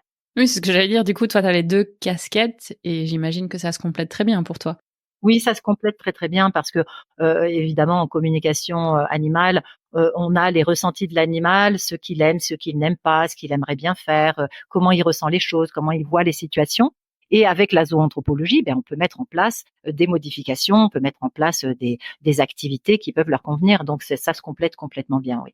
D'ailleurs, c'est quelque chose dont tu parles. J'ai commandé ton livre, mais je l'ai pas lu. Mais, ton premier livre, justement, tu parles de la communication animale du point de vue d'une vétérinaire. Bon, c'est un sujet qui bouscule, hein, on le sait bien. Oui. Est-ce qu'il y avait une sorte de coming out aussi dans ce livre, à l'époque? Alors, ce n'était pas un coming out dans le sens où moi j'ai toujours, fait ce que je voulais et j'ai toujours suivi mes intuitions, mes instincts, toujours, hein, sans me soucier de ce que pensaient les autres. Par contre, c'est arrivé à un moment incroyable où le président du conseil de l'ordre m'avait téléphoné en étant tout à fait furieux et en me demandant de retirer, la dénomination communicatrice animalière de mon site internet parce qu'il y avait à côté docteur vétérinaire. Et donc, il m'a demandé de choisir et potentiellement aussi de me désinscrire du conseil de l'ordre. Et en fait, moi, j'avais cheminé, hein, depuis longtemps, puis j'étais de toute façon, comment dirais-je, en stand-by, hein, par rapport au conseil de l'ordre, puisque je n'avais plus pratiqué en clientèle depuis plusieurs années. Et donc, j'ai décidé effectivement de retirer. Alors, c'était sur l'entête, hein, de mon site internet. Et par contre, évidemment, il y avait dans ma bio, évidemment, il y avait toutes les informations. Et mon livre sortait, mais à ce moment-là, c'est-à-dire qu'il m'a appelé, je sais plus quand c'était, hein, si c'était au mois de juillet et le livre est sorti en août, ou il m'a appelé au mois d'août et le livre est sorti en septembre. Et donc c'était déjà fait, il était déjà, comment dirais-je, imprimé. Et donc le livre est sous la docteur Astrid Clavé Le Tourneur et regard d'une vétérinaire sur la communication animale.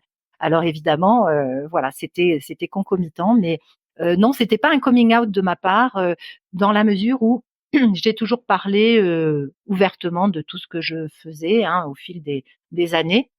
Mais c'est vrai que par rapport au conseil de l'ordre, c'est tombé justement à une période où, il y avait un peu des frictions de ce côté-là. Et du coup, les choses se sont très, aplanies, je dirais, et calmées, hein, par la suite, parce que la communication animale est devenue beaucoup plus répandue. Alors évidemment, hein, c'est toujours la même problématique. Il y a des gens sérieux, il y a des gens moins sérieux, il y a, voilà. Et puis, c'est vrai que, il n'y a pas de, heu, comment dirais-je? De confirmation à la fois scientifique et statistique des choses, ce qui peut, évidemment, hein, gêner beaucoup de personnes dans le monde scientifique et je le comprends tout à fait. Mais, voilà, j'ai beaucoup expliqué au président du conseil de l'ordre comment ça se passait, et de quoi il s'agissait, et il a été, tout à fait fair-play parce qu'il m'a dit: «Vous en savez beaucoup plus que moi sur la question et je vous remercie de ne pas m'avoir envoyé bouler, de ne pas m'avoir envoyé balader. Non, j'avais pas de raison parce que je comprends que ça soit bousculant puisque moi-même étant vétérinaire, quand j'ai commencé la communication animale, je me suis dit mais qu'est-ce que c'est que ce truc-là? Et je me suis dit mais de quoi il s'agit? Et ça m'a l'air complètement farfelu. Mais voilà, je l'ai essayé moi-même. C'est un petit peu ma façon de faire, hein, quand il y a quelque chose qui me paraît bizarre. Le mieux, c'est de l'expérimenter soi-même. Et quand on l'a expérimenté soi-même et qu'on a eu des tas et des tas de résultats, parce que moi j'ai expérimenté sur plusieurs années avant de devenir professionnelle, hein. Je suis devenue professionnelle en 2014 et j'ai commencé en 2011. Donc pendant 3-4 ans, j'ai vraiment étudié plein de cas de toute espèce animale avec des vérifications systématiques. Je posais uniquement des questions dont on connaissait la réponse, enfin dont le propriétaire connaissait la réponse pour pouvoir justement vérifier. Et ce n'est qu'à la suite de ça, hein, que je me suis alors on ne dit pas installée, mais enfin que j'ai créé mon site en tant que professionnelle et que j'ai commencé à faire des communications à distance et aussi des formations par la suite, hein. Ça, c'était un peu plus tard. Et dans l'intervalle, d'ailleurs, j'ai créé aussi mon association pour les animaux du Kenya en 2015, hein, et tous les fonds que je recueillais justement par mes communications animales et par mes stages, mes formations et tout ça, et mes livres, allaient à cette association qui avait pour but de maintenir Moringa Farm, donc notre lieu, hein, notre ferme, parce qu'on a eu évidemment beaucoup de revers financiers, hein, avec tout ce qui s'est passé d'un point de vue économique et politique. Et voilà, donc c'est une activité qui m'a beaucoup aidée à continuer à continuer Moringa Farm, à pouvoir garder mes animaux, garder mon lieu de vie et à la fois notre activité de safari et de tourisme responsable d'éco-volontariat. Est-ce que tu as eu le sentiment que avec la communication animale, tu as ouvert une porte d'où a découlé je sais pas, une dizaine d'autres portes? Finalement, tu commences à prendre une voie, un fil conducteur plus spirituel. Complètement, complètement. La communication animale a été pour moi un virage dans ma vie d'une façon générale. Ça a mené vraiment à un chemin de développement personnel, à un chemin spirituel. Alors évidemment, il y a eu beaucoup de choses sur le chemin qui ont aussi aidé à ce que je fasse un pas de plus et puis un pas de plus et puis quelquefois un très très grand pas. Il y a eu la mort de mon père au moment de mon mariage. Il y a eu la mort de mon petit daman des arbres que je raconte dans mon deuxième livre. La mort donc de Pimby, hein, un daman des arbres, avec qui j'ai communiqué par la suite. Donc ça m'a ouvert vraiment à effectivement au monde spirituel parce que le monde des défunts évidemment porte à ça aussi, hein, à une ouverture spirituelle. Donc oui, tout ça, ça a été un cheminement depuis 2011 jusqu'à aujourd'hui, hein, c'est ininterrompu, je dirais, hein, le cheminement, et ça va continuer encore, bien entendu, parce qu'on n'arrête jamais, hein, d'avancer sur son chemin de développement personnel et cette espèce de chemin d'éveil, oui, et d'éveil de conscience, c'est sûr. On va en parler encore de ça, mais j'aimerais reboucler vers des associations, parce que tu t'as parlé justement de l'association pour les animaux du Kenya. T'as aussi, enfin vous, ton mari et toi, à l'époque, avez commencé une association pour les enfants, d'aide au soutien aux enfants de Subukia. Peut-être tu peux nous en parler aussi un petit peu? Oui, alors ASES, donc aide et soutien aux enfants de Subukia, on l'a créé tout de suite quand on est arrivé parce que, évidemment, hein, on allait dans le village de Subukia et il y avait un petit orphelinat où une vieille dame s'occupait de plein d'enfants qu'elle avait recueillis parce qu'ils n'avaient pas de parents. Et donc on a soutenu cet orphelinat pendant un certain nombre d'années jusqu'à sa fermeture et on a soutenu aussi alors c'était pas une école, c'était en fait il y avait des réfugiés, enfin c'était un camp de déplacés suite aux événements qu'il y avait eu en 2007-2008. Il y avait eu des événements, hein, suite à des élections. Il y avait eu beaucoup de tribus qui avaient été déplacées et des personnes, hein, qui se retrouvaient dans des sortes de camps, dans des tentes, enfin dans des conditions épouvantables. Et il y avait plus d'école, il y avait plus rien, donc les enfants n'étaient plus occupés. C'était vraiment et c'était juste à côté de chez nous, hein, c'était tout près dans la vallée. Et donc on a créé cette association pour aider à la fois le petit orphelinat et les déplacer, donc, et on a créé une petite école maternelle, voilà, et on aidait, hein, financièrement avec l'aide bien entendu, hein, de nos clients et aussi de nos familles et de nos amis. On faisait appel à des dons et tout ça. Et donc on a été très actifs dans les premières années. Ensuite l'orphelinat a fermé puisque la dame est décédée. Et puis ils étaient devenus grands et on les a aidés certains pour leurs études. Et la petite école, donc les personnes n'étant plus déplacées parce qu'on leur avait construit des maisons, ils pouvaient aller dans les écoles subventionnées par le gouvernement, etc. Donc on a continué malgré tout pour l'école maternelle. Et puis au fil du temps, ça a changé. On est allé vers une autre école qu'on soutient encore à l'heure actuelle. Voilà, donc maintenant on soutient encore avec notre association AZES. Alors quelquefois on peut faire des uniformes, quelquefois en fonction des dons de nos clients, on va faire un réservoir d'eau, où on va faire des toilettes, où on va faire des bureaux, construire différents bâtiments et ou des systèmes d'eau, voilà pour qu'ils aient de l'eau. Et c'est quelque chose, oui, qui nous tient à cœur évidemment, puisque on fait travailler aussi 14 personnes dans notre camp. Avant, on en avait beaucoup plus, puisqu'on avait aussi le camp de Masai Mara. On avait une vingtaine d'employés, et maintenant on en a entre 12 et 14 en fonction des saisons. Et ils ont tous évidemment des familles, ils ont tous évidemment des enfants qui doivent tous aller à l'école. Et l'école au Kenya est gratuite jusqu'à 12 ans, et à partir de 12 ans, c'est payant. Et c'est payant, et pour eux, c'est très cher. Donc voilà, on essaye d'aider à la fois nos employés et à la fois d'autres enfants dans les petites écoles autour, grâce aux personnes qui viennent faire l'éco-volontariat ou le tourisme responsable. Et puis la deuxième association, c'est pour les animaux du Kenya. Alors celle-là, on l'a créée en 2015, donc plus tard, parce que en 2016, j'ai commencé donc des formations, j'ai commencé à vendre donc mon premier livre.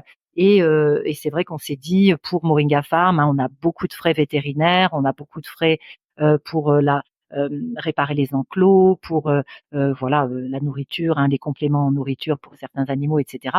Et donc on s'est dit que cette association pourrait nous aider à faire rentrer des fonds en plus du tourisme, surtout à une époque où ça avait vraiment coulé d'un point de vue touristique, quoi. Parlons-en un peu de tes livres. J'ai envie de revenir dessus. On a parlé du premier. Tu as évoqué le deuxième, Les éléphants nous appellent à agir, ou Comment Pimbi damant des arbres. Celui-là, il sort en 2020. Et selon tes dires, ça a modifié ta façon de voir la vie, Oui. ces événements dans ce livre. Est-ce que tu serais d'accord pour partager? Alors, entre les deux livres, entre 2016 et 2020, il y a eu quand même un événement assez important pour moi, qui était une conférence, une grosse conférence à la Maison de la Radio à Paris, organisée par TAC à l'époque, qui maintenant est devenue Alliance Interespèces, et qui portait sur la communication intuitive interespèces, donc la communication animale par l'intuition et la télépathie, ce qui quand même était un sujet pour regrouper autant de gens dans une salle un peu mythique, puisque c'est la salle de la Maison de la Radio où Michel Drucker fait ses émissions. C'est vrai que moi, ça me paraissait un gros pari, et j'ai accepté d'y participer. Et c'est vrai que ça a été là encore une étape importante, parce que j'y ai rencontré mon éditeur. Et donc j'ai raconté dans cette conférence tout ce que j'avais vécu avec Pimbi et avec les éléphants par la suite. Et un éditeur est venu, les éditions Souffle d'Or en l'occurrence, est venu me voir en me disant mais on veut vous éditer. Je lui dis mais oui, mais je n'ai pas écrit mon deuxième livre. Je le prévois éventuellement, mais je ne l'ai toujours pas écrit pour l'instant, puisque j'ai énormément d'autres choses qui priment. Et il m'a dit ça ne fait rien, et je souhaite éditer ce livre. Et du coup, c'est comme ça que j'ai commencé à écrire mon deuxième livre. Donc Les éléphants nous appellent à agir, ou Comment Pimbi damant des arbres a modifié ma vision de la vie. Je raconte dans une première partie ma vie avec un petit daman des arbres que j'ai élevé, je dirais à la seringue, au biberon, depuis sa naissance, puisqu'il était tombé de l'arbre, et que un de mes chiens l'avait pris dans sa gueule avec le placenta et tout ce qui va autour, et l'avait déposé sur mon chemin alors que j'allais au restaurant de notre propriété. Et donc ce petit daman des arbres, qui avait moins d'un jour, qui avait quelques heures, je l'ai élevé totalement. Et il a vécu pendant 3 ans à mes côtés et m'a enseigné énormément de choses et a été très très important pour moi. Et donc je raconte évidemment aussi la fin, puisqu'il est décédé. Il était d'un point de vue immunitaire assez faible, puisqu'il n'avait pas eu sa mère. Et donc tout ça m'a porté a commencé à un chemin, je dirais, plus spirituel, parce qu'évidemment, après avoir perdu Pimbi, j'ai vraiment voulu communiquer avec lui. Alors, je communiquais déjà avec les animaux vivants, hein, et après avoir perdu Pimbi, j'ai fait. Alors, c'est pas que j'ai fait appel, j'ai une amie qui m'a aidée, donc Marie-France, la maître Reiki, hein, qui m'a formée au Reiki. Elle a, pour m'aider, appelé des éléphants qui étaient dans les Aberders où je me trouvais pour 2-3 jours, hein, pour essayer de reprendre vie, je dirais. Elle a appelé ces éléphants pour qu'ils viennent m'aider, vraiment me soutenir énergétiquement, avec leur force, leur énergie, etc. Et là, 80 à 100 éléphants se sont amassés devant les fenêtres du lodge où je me trouvais. Donc, c'est ce que je raconte dans ce livre. Et ça a été une telle révélation, un tel choc, je dirais, ça a été tellement incroyable. Parce qu'ils ne faisaient rien, hein, c'est-à-dire que d'habitude ils venaient là pour lécher le sel ou pour boire au plan d'eau. Là, ils étaient amassés devant les fenêtres et ils regardaient vers les fenêtres. Et moi, j'étais là et je me disais, mais ça y est, c'est eux, ils sont pour moi, ils sont là pour moi, et c'est Marie-France qui les a appelés.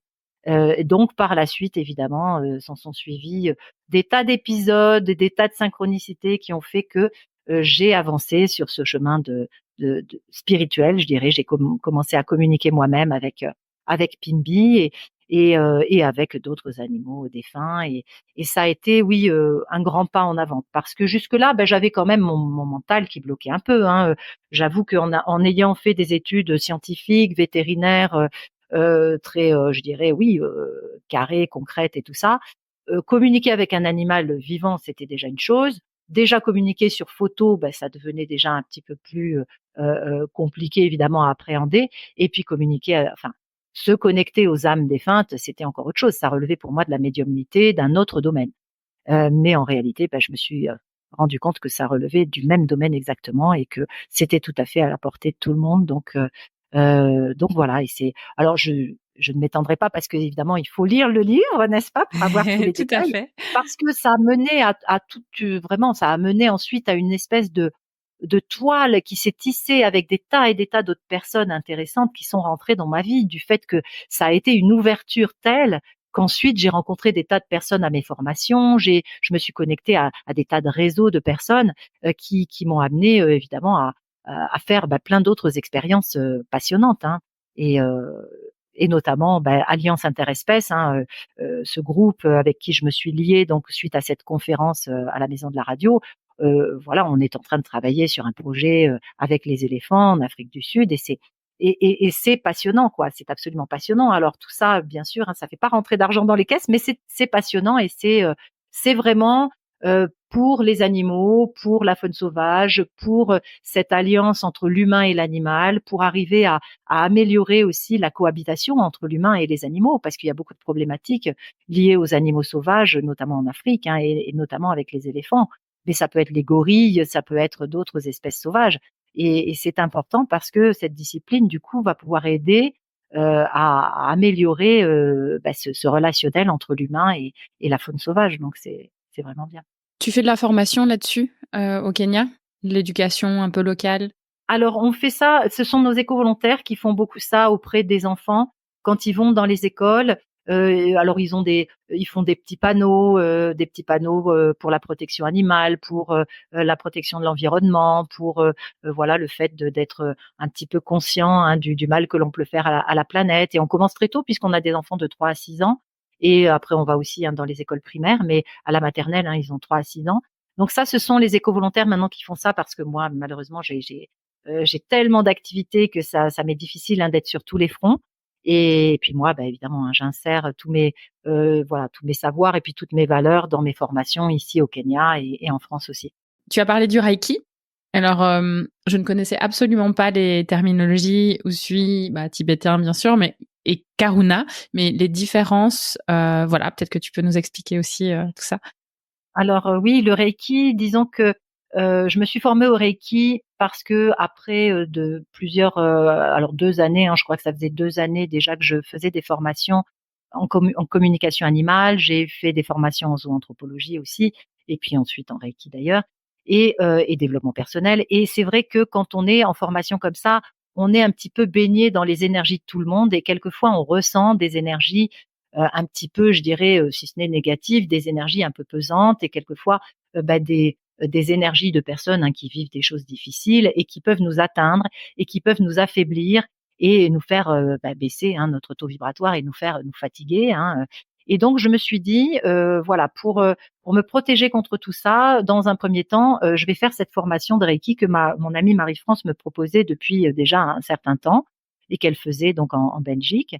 Et elle est formée au Reiki Usui et tibétain. Bon, les personnes qui s'y intéressent verront les différences. Bon, il y a des initiations qui sont un petit peu différentes et qui sont voilà complémentaires, je dirais, dans les deux types de Reiki.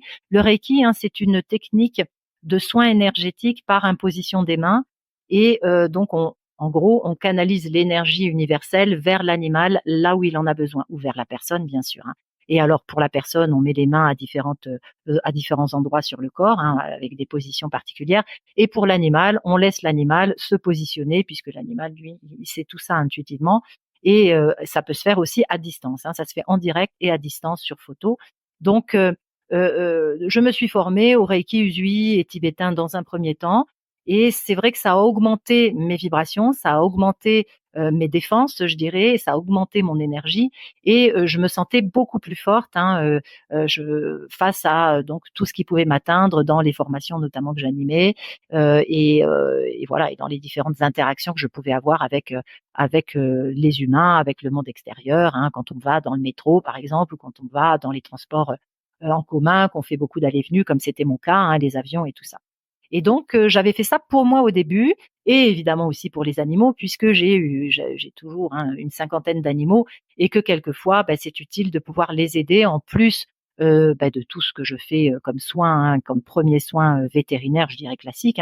Moi, j'utilise à la fois de l'allopathie, de la naturopathie, je fais appel à vraiment à différentes choses, des fleurs de bac aussi et des huiles essentielles. Donc, à la fois des choses un peu alternatives, mais aussi de l'allopathie, voilà, dans des cas plus difficiles ou plus graves ou plus urgents. Et donc, je me suis formée en Belgique, donc à Namur. Et ensuite, mon amie Marie-France m'a proposé de me former aussi en Reiki Karuna. Le Reiki Karuna est un Reiki qui ne vient pas du Japon, mais comme le Reiki Usui, mais qui vient donc des États-Unis et qui est un Reiki de l'empathie et de la compassion que l'on utilise pour des cas très émotionnels, des animaux qui auraient été maltraités ou des personnes bien sûr. Pour les personnes, ça peut être des cas de viol, de trauma, de différentes choses très émotionnelles. Et pour les animaux, ça peut être des cas de stress, des cas vraiment de souffrance émotionnelle et psychique. Et donc, ce Karuna m'a encore plus, je dirais, parlé entre guillemets que le Reiki Usui et tibétain. Bon, c'était un complément. Et donc, j'ai fait tout le cursus aussi. Alors, je suis maître praticienne, mais non pas maître enseignante. Donc, je n'enseigne pas ces disciplines, voilà, mais je les pratique. Et le Karuna me sert énormément avec les animaux.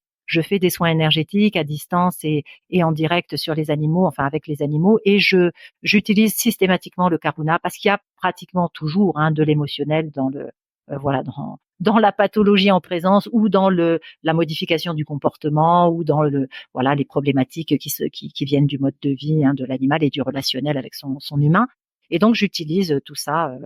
Je fais, je dirais, un petit peu des soins énergétiques à ma façon, en faisant appel non seulement à mes guides, mais aussi donc aux symboles du Reiki, aux chants sacrés, tous les sons sacrés des différents Reiki. Et ça m'apporte énormément, ça aussi. C'est vraiment un complément non négligeable dans mon activité. T'es vraiment multicasquette. Oui. C'est un petit peu la vision holistique du monde et des pathologies et de tout finalement. C'est vraiment c'est du global. Il faut prendre en compte tous les facteurs et du coup on est amené à faire appel à différentes techniques ou différents outils, ce qui paraît logique au final. Oui, et peut-être une compréhension aujourd'hui que tout n'est pas aussi binaire que ce qu'on pensait auparavant. Et qu'il y a beaucoup de nuances de gris. Voilà, exactement. Mais beaucoup de personnes y viennent, même dans les domaines scientifiques. Moi, j'ai formé beaucoup de personnes à la communication animale qui sont vétérinaires, assistants vétérinaires, soigneurs de parcs zoologiques, des gens qui sont comptables, qui sont pharmaciens, opticiens, qui sont militaires, qui sont policiers, jardiniers, enfin des gens de tout, vraiment de tous environnements, qui s'ouvrent vraiment à cette vision un petit peu holistique, parce que la communication intuitive amène évidemment à quelque chose de bien plus ample, que la seule communication et la seule interaction avec son animal de compagnie. Ça va beaucoup plus loin. C'est vraiment la conscience qu'on est tous liés, interconnectés, et puis que toute vie mérite respect, et qu'on a tous, voilà, que les animaux ont tous, comment dirais-je, sont tous conscients et sensibles. Donc ça va vraiment loin, quoi. C'est une approche qui est très élargie. Donc Et aujourd'hui, tu continues aussi à développer Moringa Farm, je pense. Oui, complètement. À Moringa Farm, alors on a beaucoup d'éco-volontaires. Enfin, voilà, ça dépend des saisons, mais on développe l'éco-volontariat et le tourisme responsable toujours du côté voilà touristique. Et ensuite, on organise beaucoup de stages suivis de safari. Alors ça peut être des stages de communication animale, des stages de développement personnel, à la rencontre de soi guidés par les éléphants. Là, alors ça, c'est moi qui les anime. Il y a d'autres stages avec des intervenants externes, comme Laurence Dugas-Fermont, Carole Bertrand-Vivier, voilà, il va y en avoir d'autres, comme Stéphanie Girard. Et donc là, ce sont des stages, alors soit de yoga et wild therapy, soit de comment dirais-je, de thérapie intuitive et instinct animal, rencontre de cœur à cœur avec les chevaux, les girafes et les autres animaux sauvages. Alors ça fait intervenir beaucoup de choses. Ça peut être du développement personnel, des cercles de parole, des rituels, différentes interactions avec les animaux, et puis de la communication intuitive aussi. Voilà, beaucoup de disciplines variées au sein d'un même stage. Et c'est suivi de safari où on continue en général le stage d'ailleurs, parce que le safari fait partie voilà, fait vraiment partie intégrante du stage. Tu rentres encore régulièrement en France, je pense. Comment ça se passe le partage de ton temps entre ces deux pays? Alors c'est très complexe parce que depuis 7 ans à peu près, je fais 4 allées-venues par an. Donc 4 fois par an, je viens en France animer des stages, parce que malheureusement, avec tout ce qu'il y a eu d'un point de vue économique et politique, on ne faisait pas rentrer assez d'argent pour pouvoir continuer avec le seul tourisme. Donc j'ai lancé mon activité en 2016, et j'ai commencé donc à animer des stages 4 fois par an, donc en France. Et je continue. Alors j'en fais un petit peu moins, parce qu'avant je faisais 4 stages 4 fois par an. Maintenant, en France, je fais 2 stages 4 fois par an, et je fais 4 stages par an que j'anime moi-même au Kenya, pour être un peu plus chez moi justement. Et donc j'anime des stages des deux côtés. Donc ces allées et venues sont très fatigantes évidemment, et c'est pas évident, et c'est d'autant plus compliqué que je suis maintenant toute seule à Moringa Farm depuis 2 ans, puisque mon mari, enfin qui est en réalité mon ex-mari, on est séparés depuis 6-7 ans sentimentalement, mais on continue à collaborer au sein de Moringa Farm, et ça se passe très bien. On est vraiment très très complices et très unis. Mais Eric est tombé malade il y a 2 ans, et donc il se fait soigner pour un cancer en France. Et donc bien entendu, il ne peut pas venir souvent. Il vient 3 fois par an, un mois. Et ça fait 2 ans donc que j'ai un petit peu tout sur les épaules. Alors Dieu merci, avec WhatsApp, avec tout ce qu'il peut y avoir à distance maintenant, il arrive à gérer pas mal de choses, les réservations, les finances et tout ça. Mais évidemment, il doit se reposer pas mal aussi. Donc c'est assez compliqué. Mais j'ai un staff qui est très investi et qui s'est beaucoup responsabilisé depuis, donc qui aide énormément. Et on a trouvé des solutions aussi, parce que quand je pars en France, j'ai des personnes qui viennent garder la maison, avec mon staff aussi bien sûr. Et voilà, on a des amis qui viennent passer 3 semaines, un mois à Moringa Farm en mon absence, donc, et en l'absence d'Eric. Donc ça, voilà, ça a été, je dirais, un coup à prendre, et il a fallu s'organiser les 6-9 premiers mois, après avoir appris donc la maladie d'Eric. Ça a été compliqué, mais maintenant c'est quelque chose qui est assez rodé, je dois dire, et ça se passe très bien. Tu te sens plus chez toi où, en France ou au Kenya? Au Kenya, sans aucune hésitation. Non, le Kenya, c'est ma maison. Les gens me disent souvent: «Tu rentres en France?» Non, je rentre au Kenya. C'est chez moi, le Kenya, et ça, c'est mon pays de cœur et mon pays que j'ai choisi. On dit souvent, on a une famille de sang et une famille de cœur, et cetera. Il y a des personnes qui ont l'impression d'avoir plus choisi d'autres personnes que leur propre famille. Alors moi, c'est pas mon cas. Je suis très liée à ma famille de sang aussi. et ma famille aussi à poil et à plumes, puisque les animaux sont vraiment ma famille, et aussi à mon staff, hein, mes employés qui sont vraiment devenus notre famille. Hein, donc tout ça, c'est voilà, j'ai une grande famille élargie qui est un peu en France, un peu au Kenya, mais il est vrai que moi, je me sens mieux chez moi au Kenya. C'est là que voilà que je me sens le mieux. Après, j'ai une petite maison en Auvergne. Qui est vraiment une petite maison de village avec un petit jardin et j'aime énormément ce coin et c'est vrai que là je m'y sens vraiment bien. Je suis originaire d'Aix-en-Provence et donc j'ai ma mère, ma sœur, ma famille qui sont à Aix-en-Provence et j'aime beaucoup aussi. Mais les énergies de l'Auvergne sont vraiment des énergies qui sont assez proches du lieu où on se trouve au Kenya puisque c'est un lieu vraiment, c'est la vallée du Rift, hein, donc c'est les volcans, c'est vraiment c'est très vert et c'est complètement ces énergies-là, quoi. Donc ça, voilà, c'est mes 2 lieux de prédilection, je vais dire que c'est ça, mais le Kenya l'emporte certainement. T'as d'autres projets actuellement? Alors, on va parler de ton 3e livre aussi. Je vais pas te laisser partir sans que tu nous fasses un teasing. Mais voilà, peut-être d'autres projets futurs Oui, dont les tu aimerais nous projets parler. futurs, c'est toujours pareil. Il y a donc ce projet avec Alliance Interespèces qui est d'actualité là maintenant tout de suite. Il y a mon 3e livre qui est en phase d'édition et de préfaçage actuellement aussi. Alors on va en parler du livre et puis on m'a demandé de faire partie hein, d'un festival donc pour le vivant. Donc ça aussi, ça va se faire à la rentrée là, enfin fin août début septembre. C'est beaucoup de choses dont je peux pas complètement parler tout de suite parce que c'est en train de se faire et que voilà, je veux pas non seulement révéler et puis dire des choses hein, qui seraient pas justes parce que les programmes sont pas encore faits, mais en tout cas tout ça c'est en cours. Et puis pour mon livre, là je suis vraiment contente d'avoir trouvé le temps de le finir parce que c'est un livre qui me tient beaucoup à cœur et qui raconte mon expérience de vie au Gabon. Mais cette expérience de vie est émaillée tout au long du récit de communication intuitive, donc que j'ai faite avec les gorilles et les chimpanzés. Et mon amie Laurence Dugas-Fermont a participé à ce livre puisqu'elle a communiqué aussi avec les gorilles et les chimpanzés que j'avais connus donc à l'époque et qui sont maintenant bien entendu adultes et qui sont dans d'autres endroits hein, et qui ne sont plus à Évaro. Et voilà, ça me tenait beaucoup à cœur, non seulement parce que c'est une forme pour moi de thérapie, hein, il faut pas se le cacher, une forme de thérapie parce que ça a été un très gros choc de les quitter et de les laisser. Et ensuite, ça fait quand même 15-16 ans maintenant, hein, 16 ans que voilà que ça s'est passé. Et donc depuis, j'ai beaucoup avancé sur mon chemin de développement personnel, d'éveil, chemin spirituel. Et du coup, il y a des messages des grands singes pour l'humanité aussi qui sont égrené tout au long de ce livre. Donc j'espère qu'il plaira en tout cas aux personnes hein, qui sont prêtes à l'entendre. En tout cas, il est préfacé par Perrine Cross-Marie, qui est une amie et qui à la fois est une amie, mais aussi une personne vraiment que j'admire. Hein. Bon, elle a fait récemment sur France 2 Instinct animal.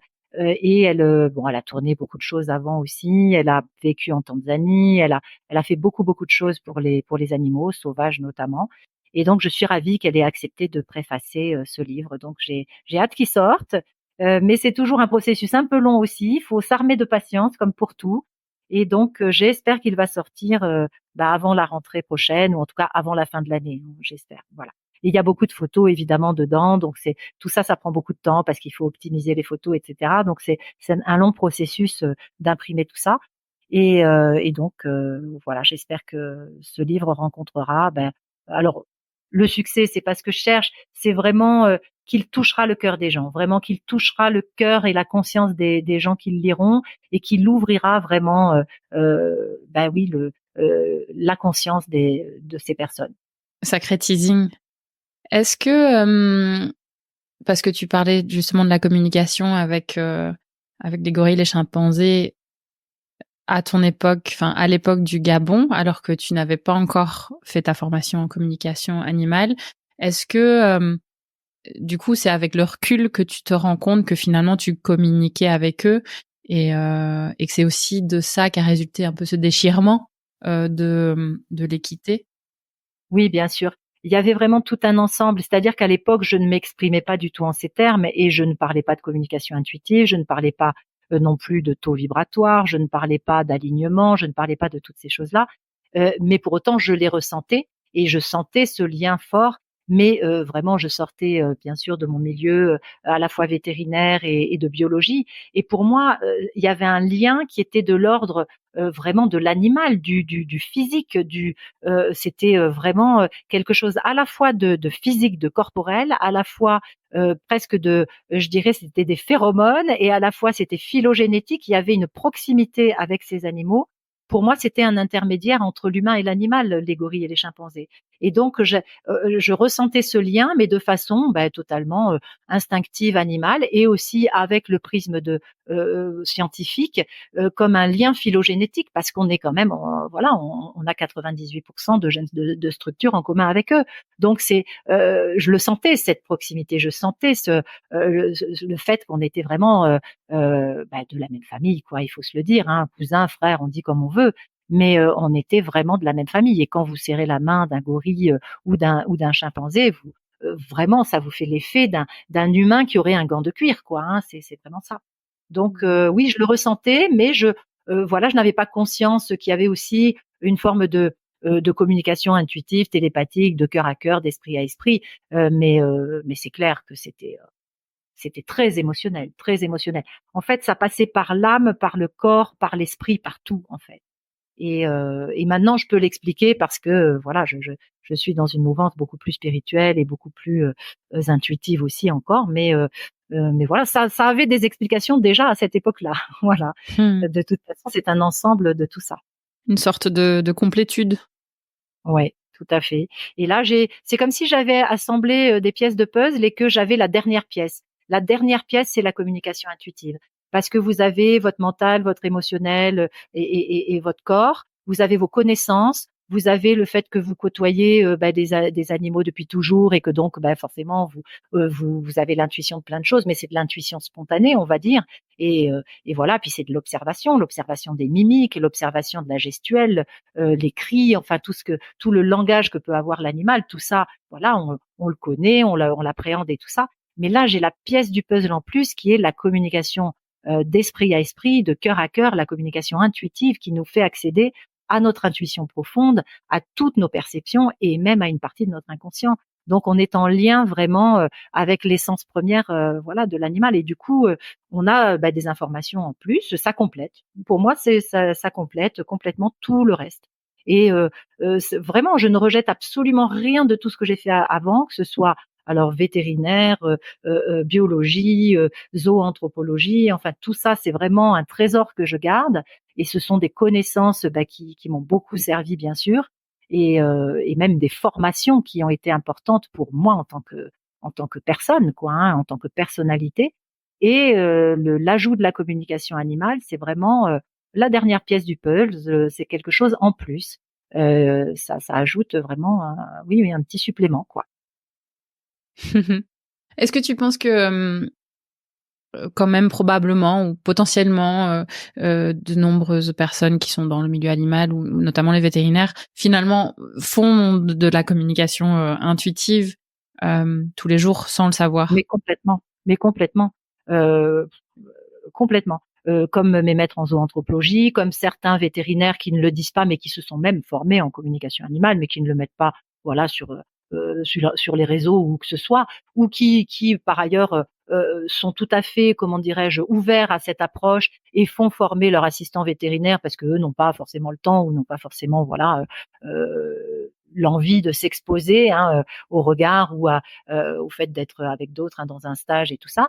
Oui, oui, et ils en font sans le savoir parce que quand on est, par exemple, assis le soir tranquille avec son chat ou son chien à côté sur le canapé, qu'on est détendu, relaxé, on est en alpha.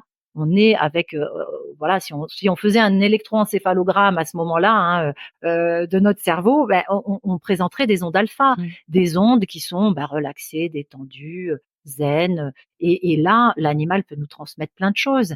Et ce que l'on reçoit comme étant, je sais pas, de l'empathie, une forme de soutien de l'animal, par exemple, ou quelque chose qu'il semble nous dire, c'est ça, c'est de la communication intuitive. Il y a plein de gens qui comprennent leur animal sans avoir besoin, je dirais, de se dire qu'ils font de la communication intuitive, mais ils en font. voilà, parce qu'ils perçoivent les pensées ou les ressentis de leur animal. Et d'ailleurs, l'animal fait pareil avec eux. Donc voilà, si vous avez essayé de prendre une cage de transport, c'est juste penser à prendre une cage de transport pour l'animal le jour où vous devez aller chez le véto, le chat est déjà parti parce qu'il a tout perçu. Et voilà, et même en onde bêta, hein, puisque nous on est en onde bêta en temps normal au niveau de l'activité cérébrale, hein, quand on est, je dirais, voilà, là nous qui parlons, on est en onde bêta. Même en onde bêta, l'animal capte plein de choses parce que il capte notre température interne du corps, notre pression artérielle, et puis aussi nos mimiques, nos attitudes, bien sûr, notre intonation de voix. Enfin bon, il y a tout un tas de paramètres qui font qu'il nous comprend. Et la communication intuitive, c'est juste un truc un peu plus approfondi, encore un peu plus, qui va un peu creuser un peu plus à l'intérieur et qui va chercher quelque chose d'encore un peu plus profond. Mais on a déjà plein d'informations par d'autres biais. Donc oui, les vétérinaires beaucoup font de la communication intuitive sans le savoir, c'est certain. Mmh. J'imagine que tu as à 10 000 lieues aujourd'hui d'où tu pensais être quand t'es la jeune Astrid sortie de tes études à Pérouse. D'abord, si tu devais donner une définition au métier de vétérinaire aujourd'hui, ce serait quoi? Pour moi, alors c'est ma définition, c'est pas vraiment une définition, c'est ce que pour moi un vétérinaire devrait chercher à faire, mais c'est ma propre vision.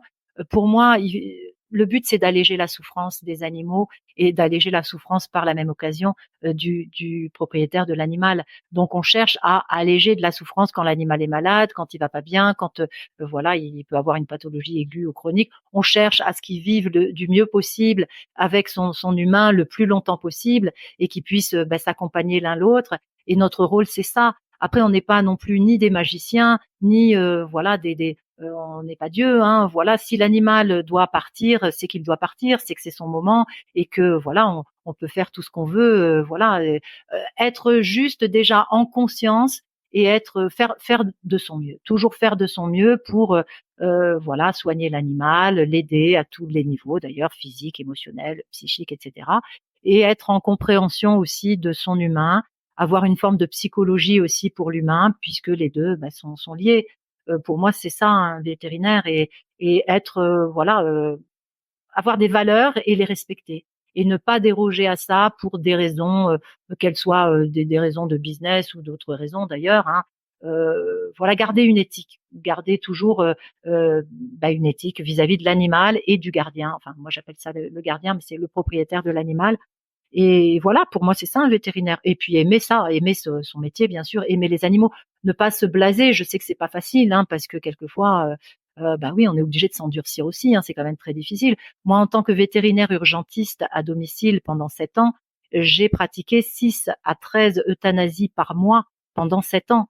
C'était très dur parce que à domicile, bien entendu, les gens appellent aussi beaucoup quand leur animal est sur le point de mourir et qu'ils n'ont ni la possibilité, ni le courage, ni quoi que ce soit de l'amener, de le transporter, de l'amener en clinique. Et puis c'est la nuit, si ça se trouve. Enfin bon, il y a des cas vraiment difficiles.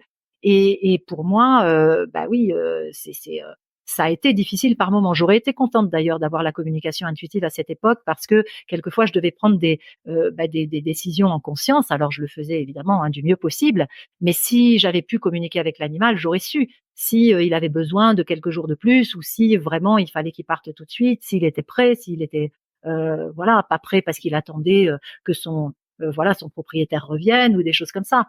Mais c'est vrai que pour moi c'est un accompagnement. Être un vétérinaire, vraiment, c'est accompagner à la fois l'animal et l'humain, quoi. C'est et garder sa passion malgré la difficulté du métier parce que c'est très difficile.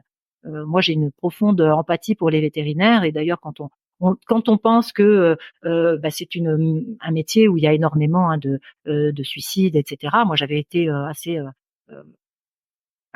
stupéfaite de ça. Et oui, parce que c'est émotionnellement très difficile. Quand on doit faire une euthanasie sur un animal qu'on a accompagné pendant 15 ans, on s'y est attaché, même en tant que vétérinaire. Et quoi qu'on le dise, beaucoup de vétérinaires sont vraiment dans cette empathie aussi, quoi. Bien sûr. Très belle définition, merci. Une sorte de gardien du bien-être. Écoute, c'est ma façon de voir en tout cas. Après, voilà, chacun a la sienne, bien sûr. Moi, je suis un petit peu, je suis un petit peu hors circuit en tant que vétérinaire maintenant. Bon, je fais les premiers soins sur mes animaux, mais je ne pratique plus en clientèle. Mais c'est comme ça, en tout cas, que j'abordais les choses à l'époque. Et maintenant, évidemment, j'aurai cet outil en plus qui est la communication animale. Je le fais avec mes propres animaux. Je leur fais toujours des soins énergétiques et je communique avec eux pour savoir, s'ils sont prêts quand ils doivent partir. Mais voilà, quoi. Je pense que si j'étais encore en clientèle, évidemment, j'aborderais les choses de cette façon, une vision assez holistique et globale. Je vais te demander de te tourner une dernière fois vers cette Astrid, justement, cette jeune Astrid. Quel conseil tu lui donnerais à cette plus jeune sortie d'études, si tu avais des conseils à lui donner? Alors, je n'aurais pas de conseils à lui donner parce que je pense qu'on fait exactement ce que l'on doit et ce que l'on peut faire à tout moment sur notre chemin de vie. À cette époque-là, je pouvais faire ça et c'est ce que j'ai fait. Ce qu'il y a, c'est que moi, j'ai toujours écouté mon intuition, mon instinct et mon vraiment ce qui me oui, on appelle ça le gut feeling en anglais, c'est vraiment mes tripes quoi. J'ai toujours écouté ça et quelquefois évidemment autour de moi, les personnes critiquaient ça, étaient un peu dans le jugement par rapport à ça parce que évidemment ça leur paraissait bizarre. Et ils me disaient toujours mais écoute ta raison, écoute ta logique et non en fait. Donc je dirais à cette Astrid jeune, tu as bien fait. Tu as bien fait d'écouter ton instinct, ton intuition. Continue, je dirais même à la vieille Astrid d'aujourd'hui, continue. Ne déroge pas à ça parce que moi, c'est ce qui m'a mené là où je suis et en fait, j'ai réalisé mon rêve. Moi, mon rêve, c'était de vivre en Afrique. Mon rêve, c'était d'avoir à la fois des animaux domestiques et des animaux sauvages. Mon rêve, c'était de faire des safaris. Donc tout ça, je dirais que ça a été réalisé. Alors, c'est pas sans mal, parce qu'il y a encore des difficultés aujourd'hui. Mais c'est quelque chose que je pense avoir vraiment réalisé, mon rêve de base. Donc j'ai bien fait et je dirais donc à la jeune Astrid, tu as bien fait. et sois contente et sois fière, sans ego surdimensionné. Mais oui, je pense que il faut quand même écouter son intuition quoi quand on est canalisé vers quelque chose par la famille, l'éducation, les gens autour, etc. Ça arrive fréquemment et qu'on sent pas que ça nous donne de la joie, c'est que c'est pas bon. Il faut que ça nous donne de la joie, de la passion, de l'envie, qu'on soit vraiment, qu'il y ait de l'énergie, qu'il y ait de l'enthousiasme pour la chose, parce que sinon c'est que c'est pas le chemin. Merci Astrid pour Merci à toi. cette belle façon, je pense, de clôturer ce podcast. Sauf évidemment si tu as quelque chose à rajouter. On a balayé beaucoup de choses, mais peut-être que tu as un dernier message à faire passer. Écoute, non, je pense avoir vraiment dit un petit peu tout, ce qui m'anime et ce qui me ce qui me tient à cœur. Donc je te remercie infiniment. Et puis je suis ravie d'avoir pu échanger avec toi sur toutes ces thématiques. Je pense que ça a été relativement exhaustif par rapport à tout ce que je propose, ce que je fais et ce qui constitue ma vie actuelle. En tout cas, merci beaucoup. Merci encore une fois, merci pour ta passion et ton humanité. Et merci à tous nos auditeurs qui auront suivi ce podcast sans aucun doute avec grand intérêt jusqu'à la fin. Et je mettrai bien sûr les nombreux liens de toutes les choses dont on a parlé, ainsi que tes livres que je vais m'empresser de commander aussi. Merci beaucoup Astrid. Merci Sophie, merci beaucoup. Merci d'avoir écouté cet épisode de Veto Micro. Si le cœur vous en dit, partagez-le à vos amis et à vos collègues, abonnez-vous au podcast et mettez-nous une note de 5 étoiles avec un gentil commentaire. C'est ce qui nous permet de remonter dans les classements et de donner de la voix à la profession. Si vous souhaitez participer à Veto Micro, nous suggérer des invités ou tout simplement nous écrire, faites-le sur l'adresse podcast@themavet.fr. Prenez soin de vous et à la semaine prochaine pour écouter une nouvelle façon d'être vétérinaire.